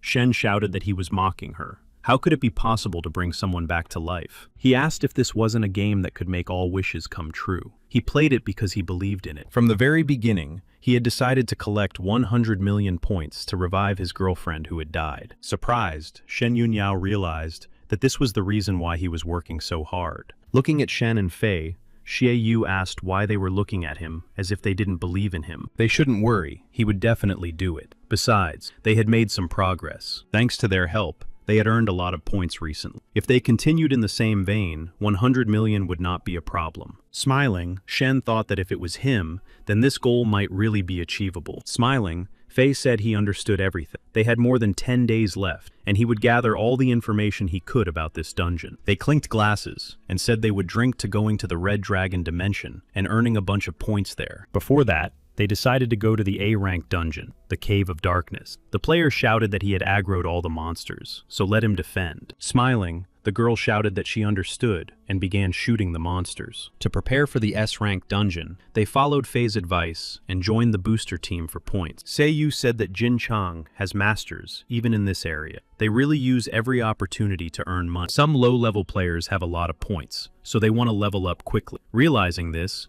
Jin Chang bought a lot of dungeons, in which there are many weak monsters, and developed this business. Seiyu also leveled up in this dungeon. The players said that a small battle had ended, and they had dropped a lot of equipment. Are there any takers? Picking up the spear, Shen Yunyao said that it would be good for close combat, and Seiyu said he would take all the low-level green equipment. The player replied that he had left it for Seiyu. Another player shouted to the leader not to forget to leave something for him. He would pay them double the price when they returned. In the end, Seiyu bought about 50 pieces of low-level green equipment at a low price. Surprised, Fei asked what he needed the equipment for. Shen said he was just weird. Seiyu smiled and replied that these things were useful to him. He pressed the button to detect equipment that could be absorbed and turned on absorption. His stats increased. A girl from the team told them to stop. The final boss was coming, and it was better for them to stay here. Let them hide behind these bones. It was the boss's blind spot. They had nothing to fear there. The guy said that this boss was a bit tedious. Even with them, it would take about an hour to destroy it. Let them stay hidden during that time. One of the guys said that leveling up for rich people is so easy that it's boring. At that moment,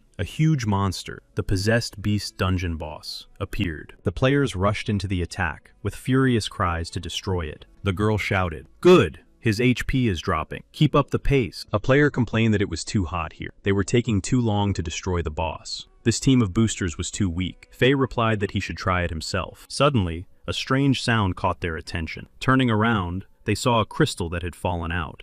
A player said it was a goblin gem. If it was of good quality, it could be sold for a huge price. He rushed after it, deciding that since no one had noticed it, it was now his. Fei shouted for him not to come out of hiding. At that moment, the dungeon boss growled fiercely and turned away. Frowning, the player shouted, asking why the monster was behaving so strangely. Suddenly, he realized that the dungeon boss had bypassed his aggro and rushed to the side. Pleased with himself, the guy grabbed the crystal and shouted joyfully that he was rich. At that moment, the player shouted furiously that he was an idiot. Let him dodge. The monster rushed forward and delivered a crushing blow. The guy died. While shooting back, the girl thought, no. At this rate, all the clients would be destroyed by the boss. At that moment, Seiyu frowned as he watched the boss, who had noticed their presence. The girls cried out excitedly, asking what was happening. They didn't want to die. Their eyes were filled with terror. The enraged monster approached Seiyu and swung its huge paw to strike. The leader of the boosters decided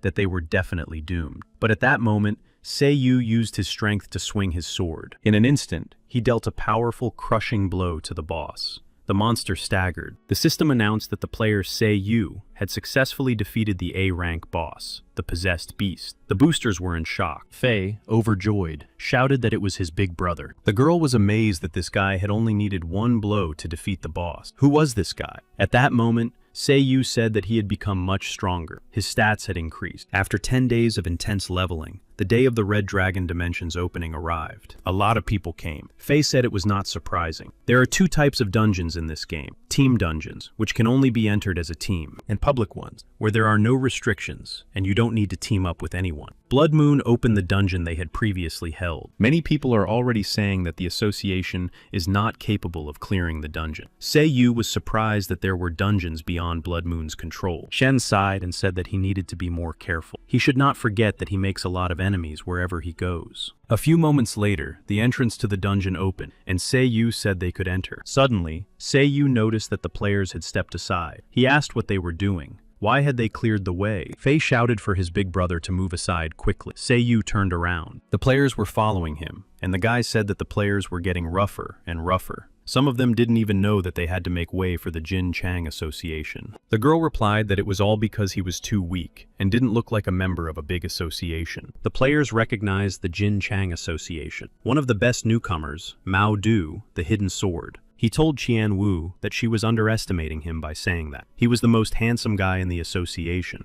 You could say he was a celebrity. The players learned about another newcomer to the Jin Chang Association, the flexible Qian Wu. At that moment, Mao Du froze in place and said, "Wait a minute, that's..." Frowning, Seiyu thought, could someone be looking for a fight? He said he was Seiyu and asked what he wanted. But Mao Du pushed him away and told him to move. He wasn't looking at him. Taking out a rose, he said it was for Miss Yun Yao. Her performance at the last race was amazing. Angry, Seiyu wondered what this brat was up to and where he got the rose. Mao Du said that if it wasn't too much trouble, she could teach him how to race in her spare time. The girl smiled. Seiyu thought she shouldn't fall for it. He definitely wants to take advantage of them. But suddenly, Mao Du was grabbed by a huge robot arm and lifted into the air. Smiling, Wang Zi said he was too slow. The guy yelled at her to let him go. He had something important to do. Wu asked her to shut him up.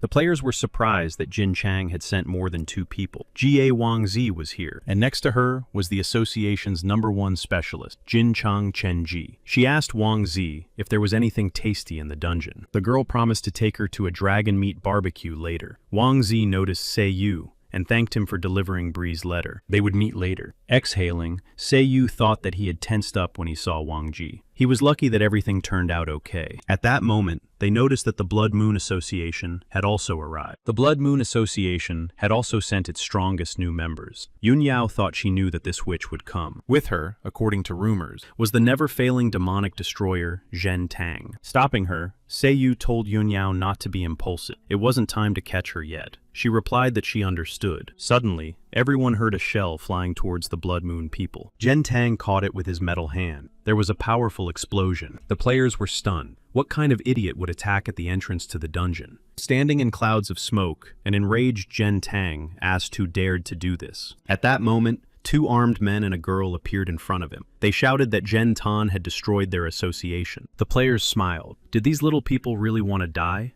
They dared to provoke a demonic man. The men rushed into the attack and shouted that even if they died today, their revenge would be fulfilled today. With his eyes flashing furiously, Zhen Tan shouted, "Insignificant ants," and drew his sword. In a couple of moments, with swift movements, he destroyed their swords, splitting them into small pieces. He said that they were not even worthy of being destroyed by him personally. He set his mechanical dog, Lu Xiaowan, on them. She rushed at the men, but suddenly, swift sword swings shielded them from the ferocious dog. The players recognized the Lionheart Association, the elf sword master of their association, Long Ting. He said that with Lionheart, Red Moon should not even think of doing anything rash. With him was the Holy Black Knight, who, according to rumors, could single-handedly clear the A-rank dungeon Lin ran. She said that Zhen Tang would not allow him to break the rules. Zhen Tang said again, "These annoying flies," and called on Ying Lin to leave. Long Ting told everyone to listen to him. As long as their Lionheart Association was here, the Pillar of Righteousness would not fall, and all evil would be punished. Looking at them, Seiyu said that they had such noble manners, the complete opposite of Jin Chang. Shen replied that they adhered to morality. The players said happily that Lionheart had also joined. Only the members of the Grey Mist did not show up. Perhaps they would not even come. That meant it was their turn. At that moment, a man came out and told everyone to stop. They could not enter yet. The players asked who he was and why they could not enter. He replied that he was an employee of the Blood Moon. He would brief them on the situation. 122 people had already arrived at the dungeon. That was a lot. To enter, they would use a lottery system. Each of them would receive a random number. They had to enter strictly in numerical order. The players were upset that even though they were teammates, they would enter separately. Seeing his number, Fei said that 22 would enter quite early. Shen's number was 25. Smiling, Fei said that with his big brother's luck, his number would surely be in the top 10. Stunned, Seiyu said that they were making fun of him. He actually had the lucky number 122. Smiling, Fei told Seiyu not to think it was so unfair. They would defeat them all for him. He replied that he wasn't worried about such a small number of points at this level. He was worried that it would be too dangerous for them to go there together. Frowning, Shen told him to stop looking down on them. He should think about how he would catch up with them later. Little Fei told his big brother not to worry. They had already worked out a plan. If they could overcome them by force, they would fight. If not, they would hide. They would enter the first level. The Tomb of the Snake Spirit would be their meeting place. As soon as they connected, they would go to the second level. Number 22 was announced, and Fei hurried in. Seiyu told them to be careful. He thought it wasn't that simple. The first level was a pit of 10,000 snakes. Terrifying snakes attacked from all sides. A huge snake tried to swallow Mao Du, and he had to use his defense. Finally, he managed to use his skill and made a deep cut in the monster. After destroying the beast, he laughed that it was easy. He didn't even mess up his hair. Throwing his sword over his shoulder, he shouted to Wang Ji that it was time to leave. But suddenly, the severed snake grew 2 heads instead of 1, and grabbed the guy. Swinging her sword, Qian Wu ran towards him. She said that Mao Du was perfect as bait. Looking at the monster's red eyes, she smiled, saying that he had lured all the snakes from the surrounding area here. Shouting, "Calm down, just stay calm," Chen Ji joined them. She said that as long as she was there, she would not let anyone get hurt. The girl created a protective water field. Mao Du smiled at the snake and shouted that it couldn't get him. Smiling, Wang Ji ordered the robot to fry the monsters in front of her. Turning on full power, the robot fired a stream of devastating shells. There was a powerful explosion. The girl said that no one would survive such an explosion. The satisfied girls praised each other for their excellent teamwork. Angered, Mao Du shouted, "Yeah, right. They roasted him like a piece of charcoal. They did it on purpose." Sighing, Chen Ji asked why there were only snakes here. At least they would see some delicious food here. Wang Ji replied that she couldn't eat everything. At that moment, the players of the Jin Chang Association were being watched by the players of the Blood Moon. They decided that they would not be harmed. At that time, the other players were desperately fighting a huge monster. Suddenly, they were stunned to see that this thing could also spit fire. So it was a fire-type monster, and they needed to use ice mode. Long Ting activated his ice blade. He used the Snow White freeze technique, and the snakes turned to ice. Using the enchanting sacred light and the punishment of justice, Lin Ran smashed the frozen snakes to pieces. The players shouted joyfully that it was the Lionheart Association. They were saved. Lin Ran said that this place was called the Red Dragon Kingdom. But why did they only encounter snakes on their way? He replied that in legends, snakes are called little dragon, and snakes can turn into them. Every snake wants to become a dragon. The girl shouted that they needed to get to the final level quickly, following the plan. Yinglin said that this was to be expected from Lionheart. Their individual abilities were as powerful as their teamwork. Zhen Tang replied that this was true. They could become dangerous enemies, but they were not their main target. Surprised, Yinlin asked if it was not them. Could there really be someone worse that the president had told him to come here personally? He replied that everything was correct. He had already made all the necessary preparations. Her task was to keep an eye on the others so that they would not interfere. This man was very strong.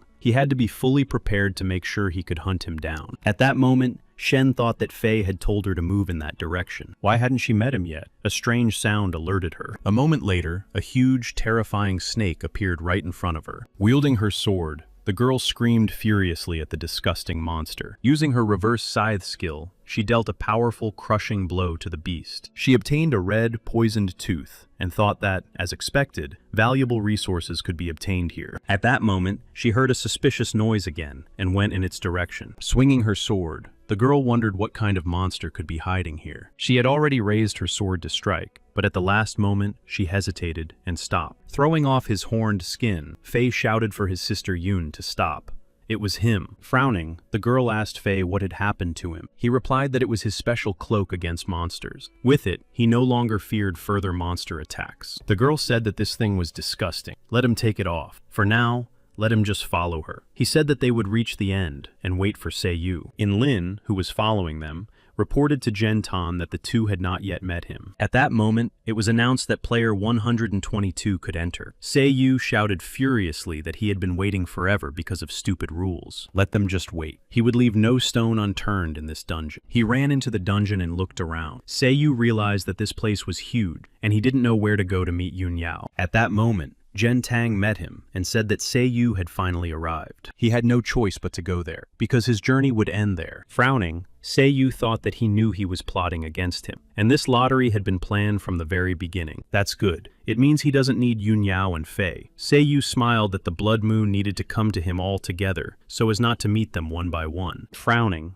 Zhen Tang replied that he should not rush. For the injustice he had committed against the blood moon, he would pay. Zhen Tang threw a deadly blade at him. Surprised, Seiyu thought that swordsmen like him did not fight in close combat. Why did he throw his sword? At that moment, Zhen Tang fiercely attacked Seiyu, who managed to put his sword in front of him. Saying that Seiyu had good reflexes, Zhen Tang shouted, "Lo Shawan." Seiyu realized that he had a pet, so it was 2 against 1. Seiyu shouted, "Devouring blade, change form, fast sword form." Smiling, Zhen Tang asked if that meant he also had a transforming weapon. That's very interesting. He never misses prey like him. Smiling, Seiyu replied that he was no slouch either. He didn't even flinch the first time. Throwing his sword at Seiyu, Zhen Tang shouted that now he himself would not die too quickly. But Seiyu managed to parry the blow. The two strongest opponents clashed in confrontation. Gritting his teeth in rage, Seiyu thought that this guy's strength was equal to his own, and he could also teleport to his sword. Seiyu dodged to avoid the deadly blow. Enraged, Zhen Tang swung his sword and rushed to attack the guy. Throwing swords at Seiyu, he shouted that the guy shouldn't even think about running away. To dodge the blow, Seiyu had to crouch down. He teleported to the deadly swords and again attacked Seiyu furiously. Frowning, Genton threw his sword. Seiyu cursed under his breath that this guy was constantly throwing swords. Rapidly approaching, Genton attacked Sei again. The guy barely managed to dodge. Furiously swinging his sword, the Blood Moon player shouted that this was the end. He had no chance. Seiyu would not be able to dodge his powerful attack. Smiling, Seiyu asked what if he didn't need to dodge. Using the Dark Touch skill, Zhen Tan released a powerful stream of energy and shouted that he should go to the other world. He attacked Seiyu fiercely. The guy gritted his teeth in rage and repelled the attacks. Frowning, Zhen Tang was surprised to see that Seiyu had managed to block his attack. Ozo is becoming more and more interesting. The prey has not been caught yet, but in any case, he is weak. If he defeats him, he will get a lot of points. Shouting, "Let him try," Seiyu gritted his teeth and repelled his opponent's attacks. Suddenly, a powerful explosion rang out between them, enveloping everything around them in smoke. Frowning, Genton asked who else was there. The girl who appeared told the boys to stop. According to the peace treaty, members of associations of similar strength have the right to observe and prevent the other team from engaging in senseless fights. In the name of the Grey Mist Association, Oga forbids the two of them from fighting. Annoyed, Genton said that the Grey Mist Association never interfered in the affairs of others. Don't even think about stopping. Those who interfere will die. He tried to strike, but the girl deftly dodged, flying away on her broomstick. At that moment, Seiyu said that it didn't matter what the Grey Mist Association needed here, but to him, they were all enemies. The stunned girl asked again, "Enemies?" In fact, she had come to save him. A moment later, she activated a teleportation spell and transported the boy away. An angry Gen Tang shouted for Luo Shawan to stop her immediately. Deflecting the mechanical dog's attack, Seiyu shouted for her to be careful. A few moments later, a powerful pillar of energy appeared, carrying them away from there. An angry Gen Tan cursed furiously. Let the Grey Mist Association wait. They would meet again. A few moments later, Seiyu opened his eyes and couldn't understand how he got there. He shouted at the girl from the Grey Mist that she had done it and where they were. She looked around and asked where they really were. She had definitely set the exit coordinates. Seiyu shouted to stop messing around. She had done it. How could she not know where they were? The girl replied that she had found it. It was all because he had pushed her when she activated the spell. Now they were far from their destination. They had been teleported to a border zone. Seiyu asked how far from their destination. She replied that it was about 2 days' journey. He shouted furiously for her to take him back. The girl replied that she couldn't. The spell she had used required time to recharge. However, even if the ability was restored, she couldn't teleport him. Her goal was to keep him away from the battlefield. Seiyu asked what she meant. He wouldn't let her go until she explained everything properly. Sighing, the girl replied that if he left, he would die in this dungeon. He might not know this, but the president of Grey Mist has the gift of predicting the future. On that day, she prophesied that failure was coming. Many lives would be lost. The chosen one would also perish in black flames. The other participants were currently carrying out their mission. She could only rely on herself. She hoped that she would be able to save that person. She wanted to teleport him away from there, so that he would not be in danger. Seiyu was amazed that there were such incredible abilities in this game. Even if the prophecy is true, he has no business with the Grey Mist Association. Why is she helping him? She replied that his weapon is related to an item that their association is looking for. It was important to them as a national treasure. The girl said her name was Lin Mare. Let him take care of her. They had to wait for her skill to recover. They would teleport away from there, and her mission would be complete. Seiyu replied that he couldn't stay there. Stunned, Lin asked if he didn't believe her. He replied that he still had allies elsewhere. If what she said was true, they could be in great danger. Lin Mare asked again about the ally, but returning to where they needed to be would require a long and dangerous journey. Her mission was to protect him. If anything happened, she would teleport him away immediately. Seiyu replied that if she was afraid, she could stay here. At that moment, Yunya and Faye were walking through the dungeon. The boy said she was beautiful. Walking with her was much better than walking with his older brother.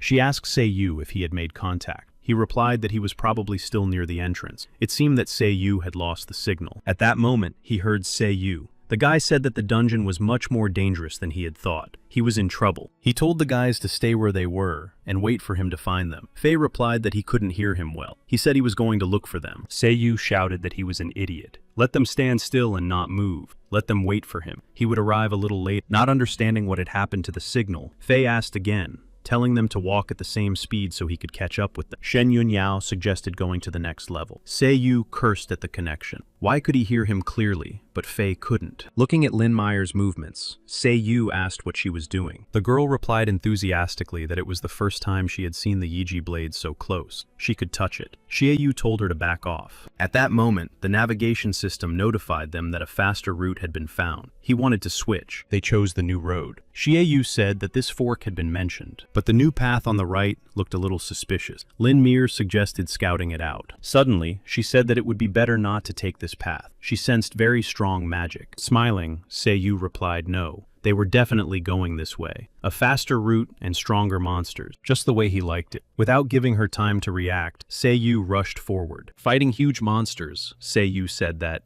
as expected, the monsters here were not so easy to defeat. To help him, Lin Mayer released fireballs to destroy the monster. She told him to be careful. This type of monster is poisonous. They would be in trouble if they were wounded. Angered, Seiyu shouted that she had scared him, and all his experience points had been stolen. Lin Mayer apologized. He said he would finish off the rest himself. The delighted girl saw that the weapon had transformed. So this is the G-Blade. She flew on her broomstick after Seiyu, who was fighting the monsters. Wielding his sword, Seiyu delivered crushing blows, destroying the poisonous monsters. She thought that, as expected, the G-Blade had exceptional power. But even if the president's prophecy was not wrong, she hoped that her teleportation skill would recover faster than they ran into any trouble. Satisfied, Seiyu said that he seemed to have gained enough experience. His level had risen again. Suddenly, they realized that there was no way forward. There were only these strange statues. Frowning, Lin said that the navigation system should not be wrong. Smiling, Seiyu replied that it was worth taking a closer look. Didn't it look like a puzzle?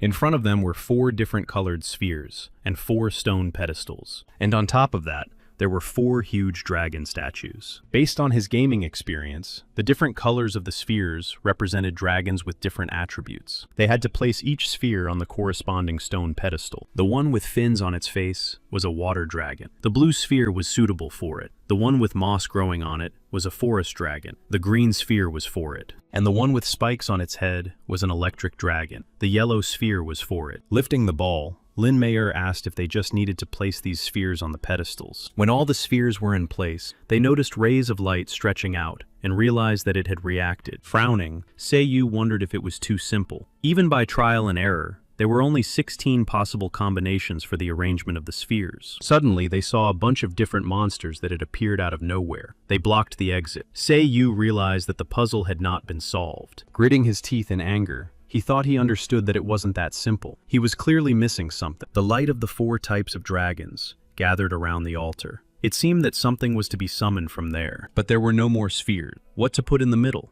At that moment, Seiyu had a revelation. The summoning of a huge dragon in this blood moon dungeon. What if it was related to the fire egg he had received a long time ago when he destroyed the kite? The girl asked what they should do. A bunch of monsters were about to attack. They probably needed to fight their way back. He replied that she should wait a little. First, he wanted to try something and place the fire egg in the center. Stepping aside a little, they noticed that there was some kind of reaction. The girl screamed. It worked! The monsters stopped. The huge beasts stood motionless. Looking at the egg, Seiyu said it was strange. Why hadn't it hatched yet? A moment later, they were blinded by a bright flash, and a stream of energy was released. The egg flew away. Seiyu furiously asked, "An attack from above? Who is it?" They heard the cry of ignorant humans. Not only did they step on forbidden ground, but they also dared to break the forbidden seal. It was unforgivable. A huge dragon circled above them and promised that they would pay for their ignorance with their lives. Frightened, Lin screamed, "No!" It was terrible pressure. It was a monster of disaster. There are rumors that a special class of monsters can be found in the dungeons. They are intelligent. They can communicate with players and possess terrible power. Only players at the president level can fight them. This type of monster was called a disaster monster. They tried to put up a defense against the attack. Lin Mayer screamed that they were no match for it. It was better to run away. Angered, Seiyu cursed fiercely. His strength was truly extraordinary, but he had little HP left. Lin wondered if this was the disaster mentioned in the prophecy. That meant she herself had put Seiyu in danger. With eyes flashing fiercely, the huge dragon ordered his servants to go and tear these people to pieces. Frightened, Seiyu and Lin Mir watched in horror as the monsters gathered to attack. Using the double heavenly shield, Lin shouted that she would delay them. Let Seiyu destroy the monsters at the gate so they can return. Wielding his huge sword in all directions, Seiyu replied that he understood. The girl shouted faster. She couldn't hold back the attacks of the monster of disaster. She couldn't hold out any longer. He decided that even though there were many small monsters here, they weren't that strong. They still had a small chance of escaping. But that puzzle had to be solved on the last move. Then why didn't the egg hatch? What did he miss? Suddenly, the boy noticed that the fiery egg was moving. Those symbols also began to move. At that moment, Lin Mir cried out in despair that she could no longer hold back. Seiyu finally figured out what was going on. He shouted joyfully that he understood. It's there. At that moment, Seiyu swung his sword and knocked down some of the stone statues. Huge pieces of stone flew down with a crash, landing on the ground. Rushing to the girl, Seiyu shouted that he would help her hold back the attack. He released a powerful stream of energy through the double shield. Lin Mayer shouted that they were saved, but he sealed the exit. They no longer had a chance to escape from here. Smiling slyly, Seiyu replied that they didn't need to run away from here. Following the moonlight, the candle would illuminate his heart. That was the message of the egg. She noticed that the shadow on the ground was approaching the egg. If he was not mistaken, it was because the red moon in the sky was also moving slowly. This meant that eventually, the shadow of the moon would cover the egg completely. Raising his sword, Seiyu shouted, "Rise up!" Powerful streams of energy flew upward. The dragon shouted that he couldn't believe that a simple man like him was capable of such a thing, but he was still too weak. At that moment, Seiyu shouted for Lin Mir to watch. The girl said, "The shadow of the moon." The moon's shadow completely covered the egg. In the next part, the candle will light its heart. Seiyu shouted for her to use her fire skill to attack the egg. The girl wondered whether or not to attack the egg. Seiyu shouted for her to trust him. Otherwise, the moon's shadow would disappear. Obeying Seiyu's order, Lin Mayer released a powerful stream of fire at the egg, but nothing happened to the egg. Seiyu got angry. It should work. He didn't know any other ways. But after a few moments, they noticed that the egg stirred and began to crack. The system congratulated Seiyu on successfully completing the mysterious dragon egg quest. The reward for the mission was to pet a small, first-level winged dragon. Disappointed, Seiyu said he had hoped it would be some kind of secret weapon. But what use was this tiny dragon? Holding the dragon in his hand, Seiyu was surprised to notice that it seemed to want to bite its owner. Lin Mir said not to underestimate them. Pets in this game have great potential. Like Zhen Tan's hunting dog, they can display exceptional combat abilities when paired with players. The system reported that it was a fire dragon, whose power had been sealed. The Chosen One could pay points to unlock the power of the Dragon King. At that moment, the huge dragon flying above them cried out that they had indeed broken the seal. Now they could all die together. The girl cried out, "No!" The monster of disaster was attacking again. There was no escape. Giving the little dragon 10,000 points, Seiyu shouted, "Unlock the wing protection skill." The little dragon's eyes flashed, and in an instant, a powerful stream of energy was released. The girl screamed, "What is that?" A huge fire dragon sat in front of them. Seiyu shouted, "Evolution, cool." The fire-winged dragon roared fiercely. The attacking dragon asked if he really wanted to be destroyed by him again. Giving up another 5,000 points, Seiyu shouted, "Unlock the skill floating in the wind." The dragon descended to the ground, and Lin Mir decided that it wanted them to ride it. At that moment, the monster of disaster let out a thunderous dragon roar. They climbed onto the back of the fire-winged dragon, and Seiyu shouted, "Forward!" The dragon flew upward, escaping the deadly attacks of the monster of disaster. At that moment, Seiyu jumped onto its back and shouted that it was his turn now. He struck it with a crushing blow from his sword and rushed forward. He was rapidly approaching the terrifying head. The dragon shouted that he was a foolish man. The fire-winged dragon unleashed powerful streams of fire. Lin Mayer shouted that she would cover him, delivering a crushing blow with his powerful sword. Seiyu shouted furiously, "Take that!" He had already stopped the successive attacks on the way. Now let it explode. He jumped off, and the girl caught him. Seiyu shouted, "Well done!" Lin Mir replied that they needed to hurry while they still had a way out. Suddenly, the monster stood in their way. Seiyu shouted that he knew it wouldn't be easy to defeat it. It looked like it wanted to surround them. The enraged monster of disaster shouted that the pathetic humans shouldn't even think about escaping. At that moment, the girl shouted, "Seiyu, duck!" She still had little mana left, but she hoped that the teleport would work and take them away from there. She shouted, "Teleport!" It opened right in front of the monster, and they rushed into it. Leaving the monstrous monster behind, they shouted joyfully, "It worked!" Exhaling, Seiyu said, "Thank God they got out. They would never have been able to defeat such a powerful enemy." Smiling, Lin Mayer said, "Now he understands that her teleportation abilities are amazing." Sei replied that she shouldn't forget. It was because of her abilities that they ended up in such a situation. She told him not to complain. She picked something up on the way back. When he attacked the dragon, it fell out of it. It was a sacred restorative dragon egg. It could heal anything. Since they got out of there thanks to Seiyu, she would give it to him as a gift. He was happy about the egg, even though he had wasted a lot of time because of her. He thanked Lin. She replied that there was no need to thank her. She was just doing what she was told. Now, with Yan Ilun, they would be able to return to where they were originally. The girl thought that they should have successfully saved Seiyu from his fate. All that remained was to hope that they would not get into new trouble. Seiyu ordered Yan Ilun to speed up to the maximum. He needed to meet with Yun Yao and Fei. At that moment, Fei and Yun Yao were fighting a monster. Shouting that he shouldn't be underestimated, the guy threw a projectile at it. There was an explosion. Yun Yao swung her sword and shouted that he was doing well. They had enough dragon souls to clear this level. Fei should get ready. They would soon go to the next floor. He asked if she wasn't rushing too much. Seiyu might not be able to keep up with them. At that moment, Fei noticed something on the radar. There was a red dot, and it was following them. Could it be some kind of monster? But soon the guy realized it was a person. Frowning, Yun Yao asked who it could be. A moment later, a huge fireball fell right in front of them. Yun Yao screamed, "Who is it?" Landing on the ground, Yin Lin wondered if they had been discovered. She said that she was not interested in them. The reason she was chasing them was to find Seiyu. Why wasn't he with them yet? Furiously swinging her sword, Yun Yao rushed into the attack and shouted, "Stop talking." The girl released a devastating stream of fire, but Yinglin managed to dodge it. Releasing protective threads, Yinglin asked why she wanted to destroy her so fiercely. Angered, Yun Yao asked if she had forgotten. She had attacked her and Xiao Yu, and what she had done to her. Xiao Yu smiled. That's what it was. But she couldn't tell her that. She wanted to destroy her so badly that she didn't notice she had fallen into her trap. One wrong move, and it would be the end of her. If she wanted to live, she'd better tell her where Seiyu was. Frightened, Fei shouted, "Sister!" He didn't know what to do. Seiyu hadn't returned yet. Lowering her head, Yunyao asked if she had destroyed Xiao Yu after all. But if she waited a little longer, she would take revenge on her, even at the cost of her own life. She broke the threads of the trap, and despite her injuries, rushed into the attack, shouting that she should go to the other world. Wielding her sword, Yunyao promised to repay Xiao Yu's suffering tenfold. Yinlin thought she had gone mad. She promised that she would now show her the real picture, and she would understand that she was a weak and pathetic girl. She summoned a huge, obedient stone golem monster that rushed at Yunyao. The golem's huge stone hand loomed over the girl,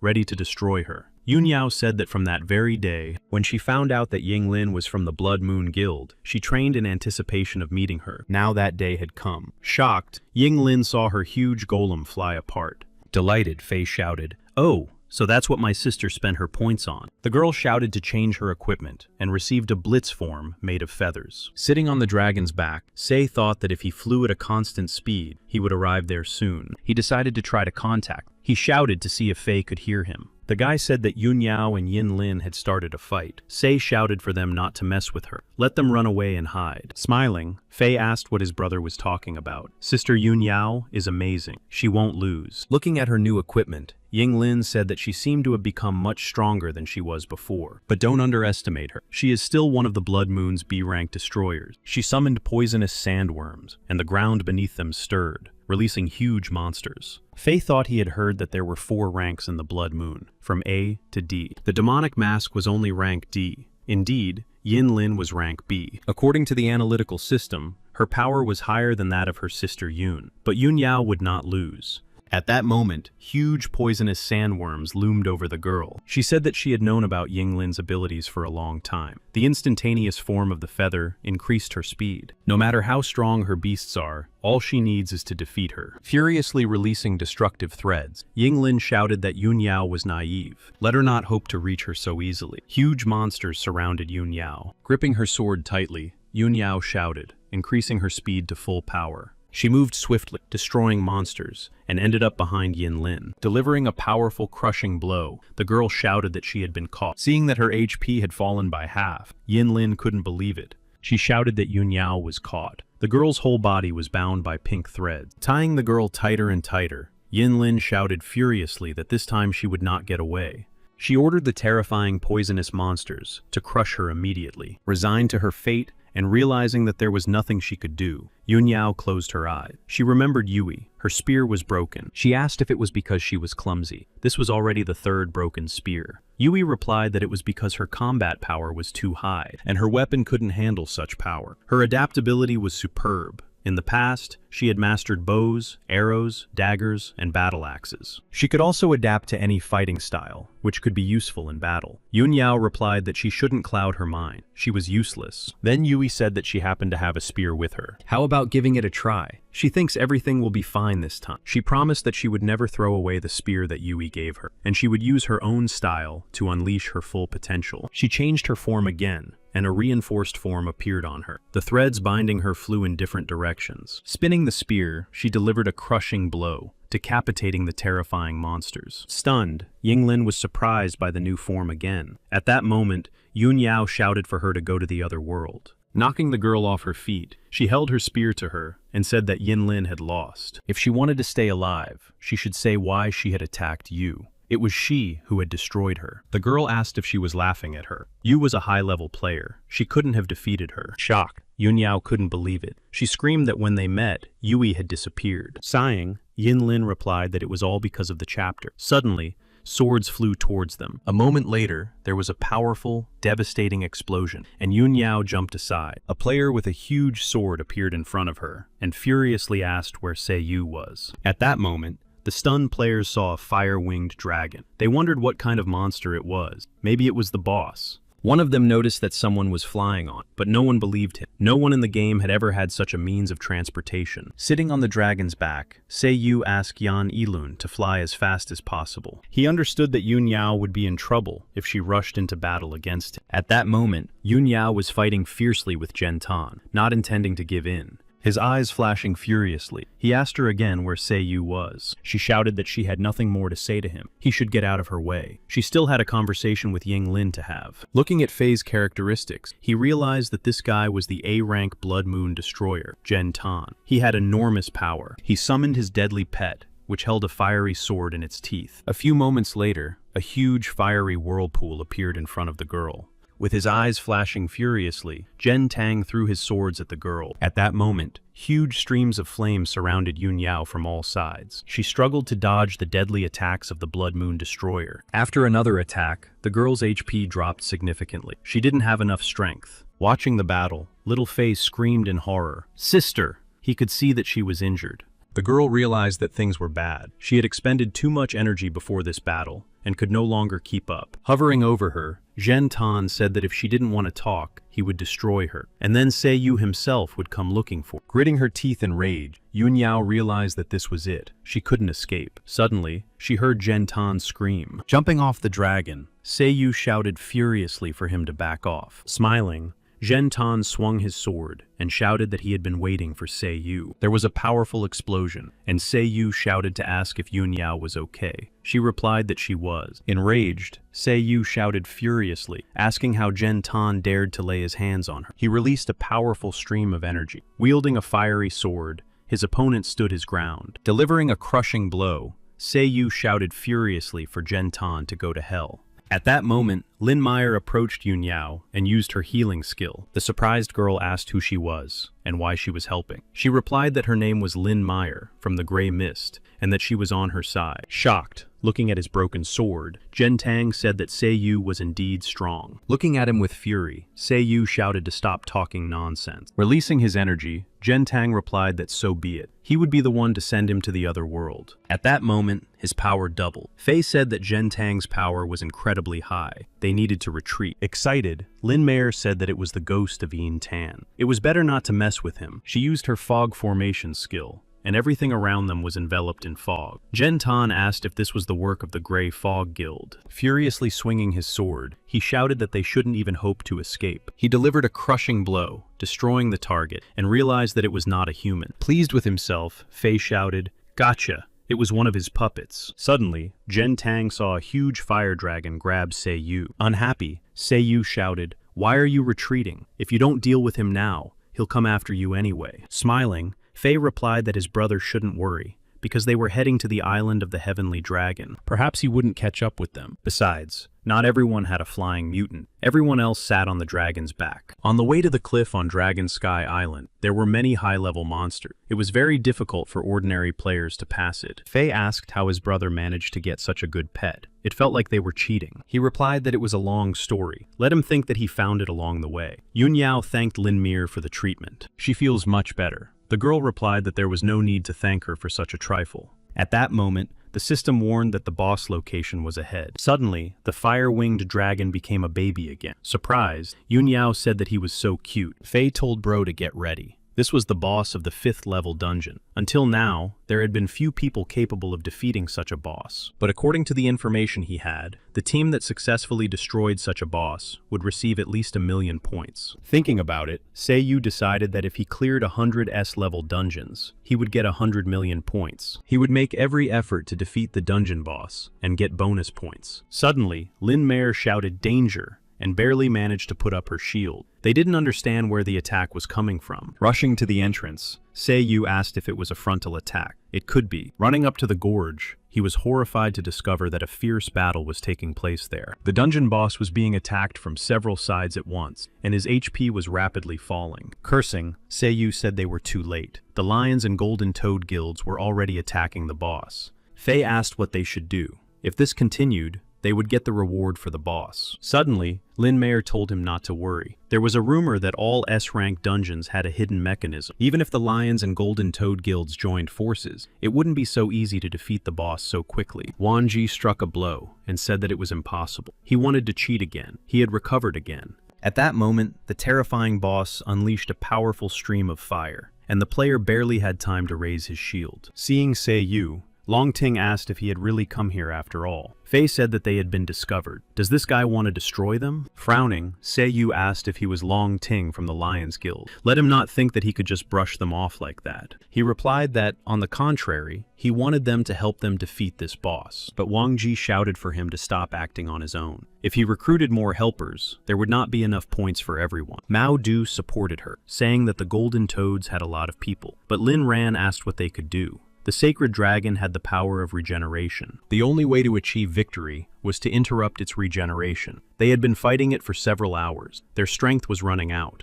Sei Yu understood. They want to use it to interrupt the dragon's regeneration. But if they join, the points will decrease. He suggested making a bet. They will fight together, but the team that delivers the final blow to the boss will take 60% of the points. Smiling, Wajie replied that it seemed they hadn't had enough fun last time in the Golden Toad Guild. They agreed. After thinking about it, Long Ting replied that the Lions would also accept this condition, as long as the dragon was not defeated. Looking at Yun Yao, Sei Yu asked if her wound hurt. She could hold back the finishing blows. She replied that she would not hold him back. He asked if Meyer wanted to join them. She replied that it was a rare battle, and there was no reason to refuse. On the contrary, until this task was over, she would be here to protect him. Sei Yu said he wanted to rely on Fei. After discussing all the details, they drew their weapons and rushed into battle with a cry. At that moment, in the real world, the player came to the president and said that they couldn't control this woman. He wanted them to open the battlefield to eliminate her. The president sighed. Oh, that woman. A whole group of them couldn't stop one woman. Did they really want to make the Blood Moon Guild a laughingstock? The girl asked if she should go and take care of the intruders for him. He replied that it wasn't necessary. Since the woman had walked through their door, was there any reason to refuse her? At that moment, the door burst open, and the guild members scattered in different directions. The president asked if it was her. He hadn't seen her in so long, and it turned out he had missed her all this time. The girl replied that he should stop talking to her like that. They weren't close. Smiling, the president of the Blood Moon asked what had made her visit him in person. She replied that he should stop idling. Leng Jing knows why she is here. She is only here to confirm something, what he is going to do with Sei Yu. Even the Snow Alkins were destroyed by him. Even he is afraid of the devouring sword. Angered, he shouted at her to shut up and not say that in front of him. Yi Biao asked what was wrong. He was too afraid to admit it now. Leng Jing said she was here for revenge. She came to him for some reason. The girl replied that he shouldn't worry. She would destroy him one fine day. He replied that she was a boring woman. He didn't want to cause a bloodbath on his own turf. He could tell her what he was going to do next, but first, let her win. She replied, fine. She was no longer the same person she used to be. Biao, picked up the cue. The girl quickly pocketed all the balls. Only one ball remained on the table. She said, sorry, but she had won. Laughing, the president replied that it was unbelievable. Fine, whatever she wanted. He snapped his fingers, and a screen appeared in front of them, showing Sei Yu and his teammates preparing to battle the boss. Frowning, Ya Biao asked if it was a live broadcast from the Red Dragon area. He answered correctly. Let her watch carefully. The answer she is looking for will soon be clear. At that moment, the glowing dragon in the dungeon released a powerful flame. Putting up a water shield, Chen Ji told them not to worry and to leave the defense to her. Destroying the monsters, Qian Wu shouted for them to leave the minor bosses to them and take care of the boss themselves. Smiling that it was rude, Mao Du dealt crushing blows to the monster, releasing deadly divine light and a rain of swords. Lin Ran said that the Golden Toad had done well. The rest was up to them. She shouted, "1,000 swords attack!" and devastating swords flew at the dragon. Watching them, Sei Yu was amazed at their power. The strength of the Lion Guild was immense. At that moment, Long Ting said that now was not the time to be distracted. They needed to focus on the boss. Using the wind attribute and rushing into the attack, he shouted for everyone to move away from the boss immediately. He unleashed a dragon tornado on the glowing dragon, dealing the most damage. Smiling, Wang Ji said that although the lion's attacks were a little harsh, she was not going to give up on the boss. She unleashed deadly projectiles, and powerful explosions enveloped the boss's body. Waving his sword, Sei Yu suggested that Yun Yao join the attack. Releasing 2 streams of deadly energy at once, they rushed to attack the dragon. At that moment, Lin Mayer created an attacking, reinforced formation. Deadly blows rained down on the sacred glowing dragon. Frowning, Long Ting said that if everyone continued to attack as they were now, even if the boss could heal himself, he would not be able to cope. Smiling, Wang Ji said that the boss had almost no HP left. Let Gen Ji do it. Shouting Roger, the girl released huge streams of water energy. These were restrictive bubbles that bound the other players. Trapped in a water ball and angry, Long Tin shouted, "What is Wang Ji doing?" Smiling, the girl replied, "Isn't it obvious? The boss will be theirs." She shouted that little Jin Ang should use all the energy she had accumulated. The destructive energy cannon unleashed a deadly stream on the dragon. Destroying the water ball, Long Tin shouted that Jin Chang shouldn't think that such nonsense could stop him. Combining the attributes of fire and earth and using a combined attack, he created an explosive attack of molten stone. Excited, Yun Yao asked Seiyu what to do. They couldn't leave these bubbles. If this continued, the boss would be destroyed by them. He replied that there was no need to be afraid. Since these people had abandoned morality, they didn't have to be polite either. Let him not forget about Fei. Smiling, Wang Ji asked if he meant this little kid. What could he do? Enraged, Fei shouted, "What little kid? He'll be bigger than her." At that moment, Seiyu shouted for Xiao Fei to stop messing around. The boss could be stolen. Let him release the dragon. Fei released the baby and shouted, "Come on, dragon." Seiyu thought that after defeating the unlimited supersonic enemy and destroying the ghost, he had already earned a lot of points. If he could destroy the 5th level boss, the reward would be even greater. Right now, he could rely on it. He used the Fire Roar skill of the Dragon King, which he had never used before. He shouted for the dragon to use this skill. He used 50,000 of his points as the price for this. At that moment, the dragon successfully received the enhancement points and began to transform. At that moment, Seiyu shouted furiously to remove all power restrictions. The removal was complete, and Huang Long took on the form of the Flame King. Stunned, Wang Ji asked in bewilderment why another boss-level monster had appeared. What was going on? Stunned, Fei shouted, asking where Bro had found such a pet. He wanted one too. Smiling, Seiyu replied that he didn't think he was that outstanding. The dragon told the master that the points he spent on him would be converted into his attack power. All his enemies would be engulfed in his roaring flame. The dragon released a huge flame. A huge stream of deadly flames rained down on the glowing dragon. In an instant, the 5th level boss was completely engulfed in deadly fire. The system congratulated Seiyu on successfully destroying the Holy Light Dragon King boss. Seeing that the boss's HP had been completely depleted, Lin Ran said that in the end, Seiyu was the one who destroyed the boss. Long Ting replied that having such an evolving pet, Seiyu was not so simple. Upset, Wang Ji cried out how this could have happened. She was close to achieving this destruction. Chen Ji told her not to be sad. A Qian Wu said that she would never have thought that Seiyu had such a powerful pet. Nothing could have led them to victory. The dragon shrank again, and Seiyu shouted that he was incredible. Fei thanked the dragon for the huge number of points. At that moment, Yahello asked what was going on. Leng Jing wanted to show her. It seems that he underestimated the young Seiyu. His growth rate is much faster than that of ordinary players, and that's why he's his enemy. That's right, isn't it? The president flashed his eyes and replied, "What if he says that everything is going according to plan?" She asked what he meant. Leng Jing replied that the destruction of the light symbols was the rise of darkness. Suddenly, a huge, devastating dark dragon appeared behind the players. It was rapidly approaching the unsuspecting people. Suddenly, it grabbed Seiyu. The shocked players shouted, "What's going on here?" The system announced that the transformation was complete. Holy Light, the Dragon King of Darkness, the soul-devouring dark dragon. His skill is sacrificial offering. If someone destroys the Holy Dragon King, they will become a sacrifice. Duration, 2 hours. After 2 hours, the dark dragon returns to its normal holy form. Stunned, Lin Mir said that this boss can no longer heal himself, but he is capable of resurrecting. Next to Qian Wu lay the body of a recently destroyed small monster. Striking the revived monster, Mao Du shouted for her to look around. He couldn't understand what was happening. He had almost destroyed it. Why was it coming back to life? Wan Ji's eyes widened in horror as she cursed and asked what was going on. All the monsters they had destroyed had been resurrected and joined the dark side. Frowning,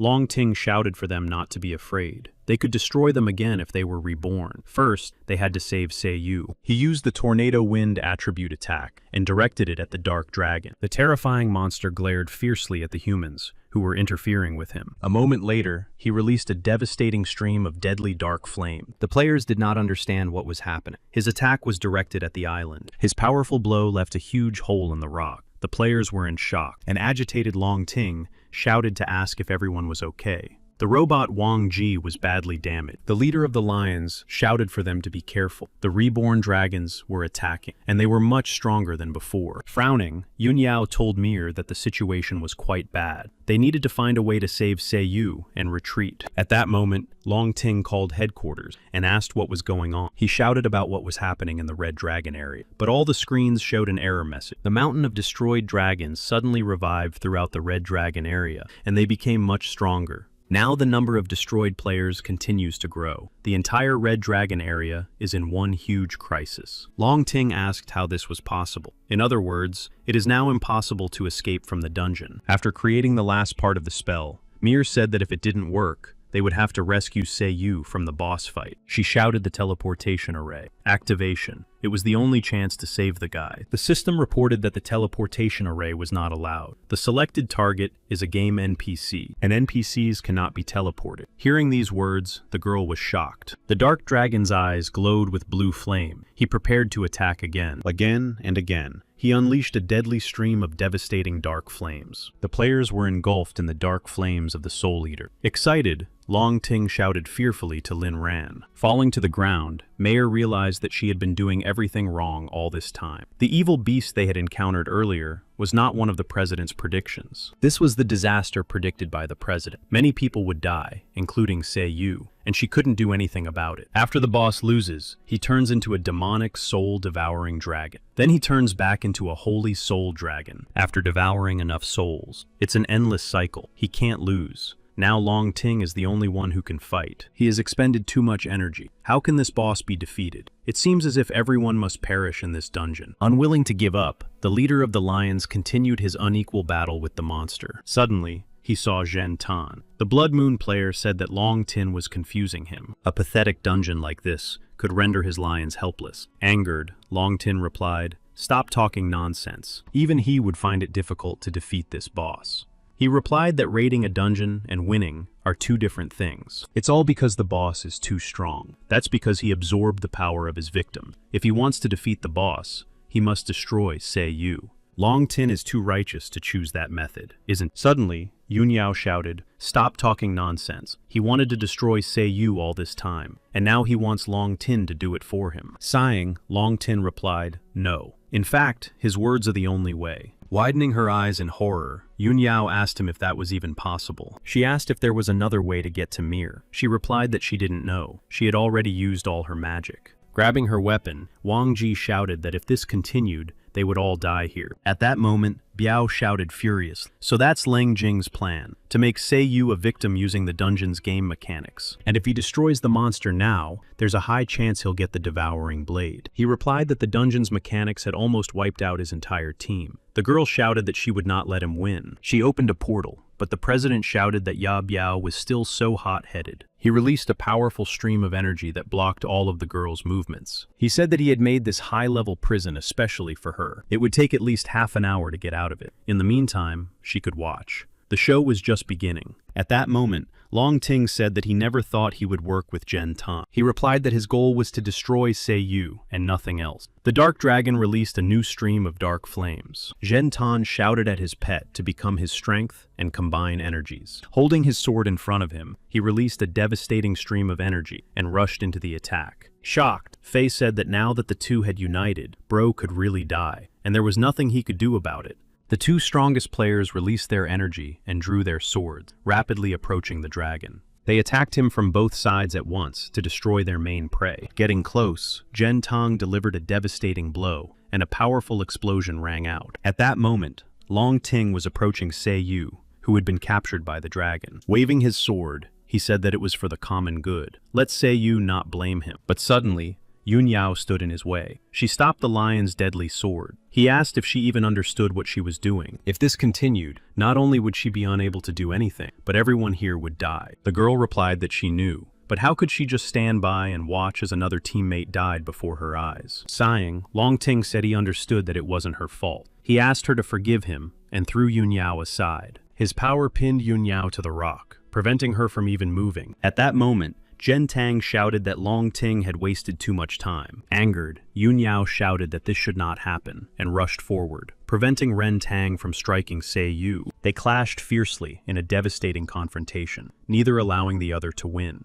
Enraged, Zhen Tang shouted furiously that this woman was getting in the way too much. He struck her with a deadly blow, and shouted that they would all go to the other world together. The girl was wounded, and her devastating spear shattered into pieces. Frowning, the president of the Blood Moon watched the confrontation unfold. For as long as Yun Yao could remember, she had been a straight-A student. She was awarded certificates and applauded by her classmates. She had always been the pride of her parents, who rejoiced in her first-place finishes. However, her classmates avoided her because of her intelligence. They said that Shen was #1 not only in this school, but in the entire province. But all she remembers is studying in complete solitude. No one was friends with her. That was until she met Yu. She was her first real friend. However, Xiao Yu also disappeared, plunging her into despair. Once again, she was alone. But then she met Sei Yu, although initially she planned to use him for her own benefit. His determination gave her hope. He is the reason she believes she will see Xiao Yu again. So how can she just stand by and watch as they try to destroy him? Xiao Yu had suffered misfortune because she had run away. But now, she was here to stay. She simply couldn't go on living, knowing that she had just run away. Suddenly, a stunned Zhen Tang saw her spear flash and transform. Its bright energy began to spread around, and finally reached Xiao Yu.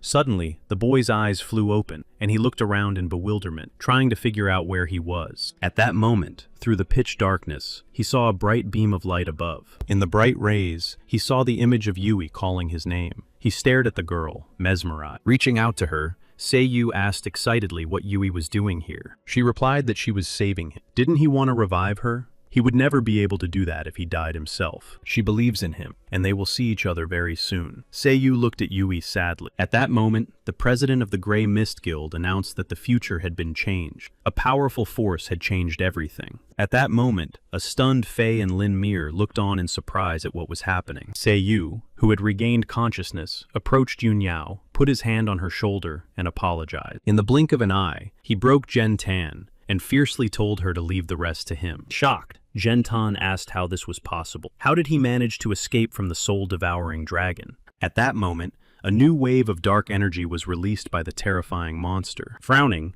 Sei Yu asked who was watching everything that was happening. A moment later, the huge soul-devouring monster hovered over the heads of Yun Yao and Sei Yu. Laughing, the president of Blood Moon shouted that he had appeared. He was right. Stunned, Yabiao asked how. It couldn't be that an S-rank boss was so easily defeated by an ordinary player. He replied that he wasn't defeated, but rather reborn. And yes, that skill was not one that ordinary players could use. Widening her eyes in surprise, the girl asked again, "An unusual player?" And he thinks she'll believe that. The president replied correctly. He is different from the other heterogeneous swordsmen. He is the one he has been looking for so long. The fourth heterogeneous sword. Suddenly, Sei Yu noticed that this light was blocking the Dark Dragon's attacks. Stunned, Yun Yao said that it was also healing her wounds. Now she remembered that it was the weapon Xiao Yu used. Suddenly, the girl heard a voice that said when Yun Yao would hear it. She must have already left, she asked Xiao Yu in amazement. The voice continued that she was very sorry that she left without saying goodbye, but she would always protect her. Yun Yao pressed the spear and realized that Xiao Yu had been protecting her all this time. The voice told Sei Yu that she had complete control over the dragon. He said this voice in surprise. The president shouted, "Fantastic!" Now all he had to do was show him the power of the two different swords together. The devouring blade was activated. Let it take this darkness and consume it. In a few moments, the terrifying dark dragon was destroyed and torn to pieces. Receiving the dark wings, Sei Yu held Yun Yao in his arms and said that everything would be fine now. If anyone dared to stand in their way again, he would destroy them.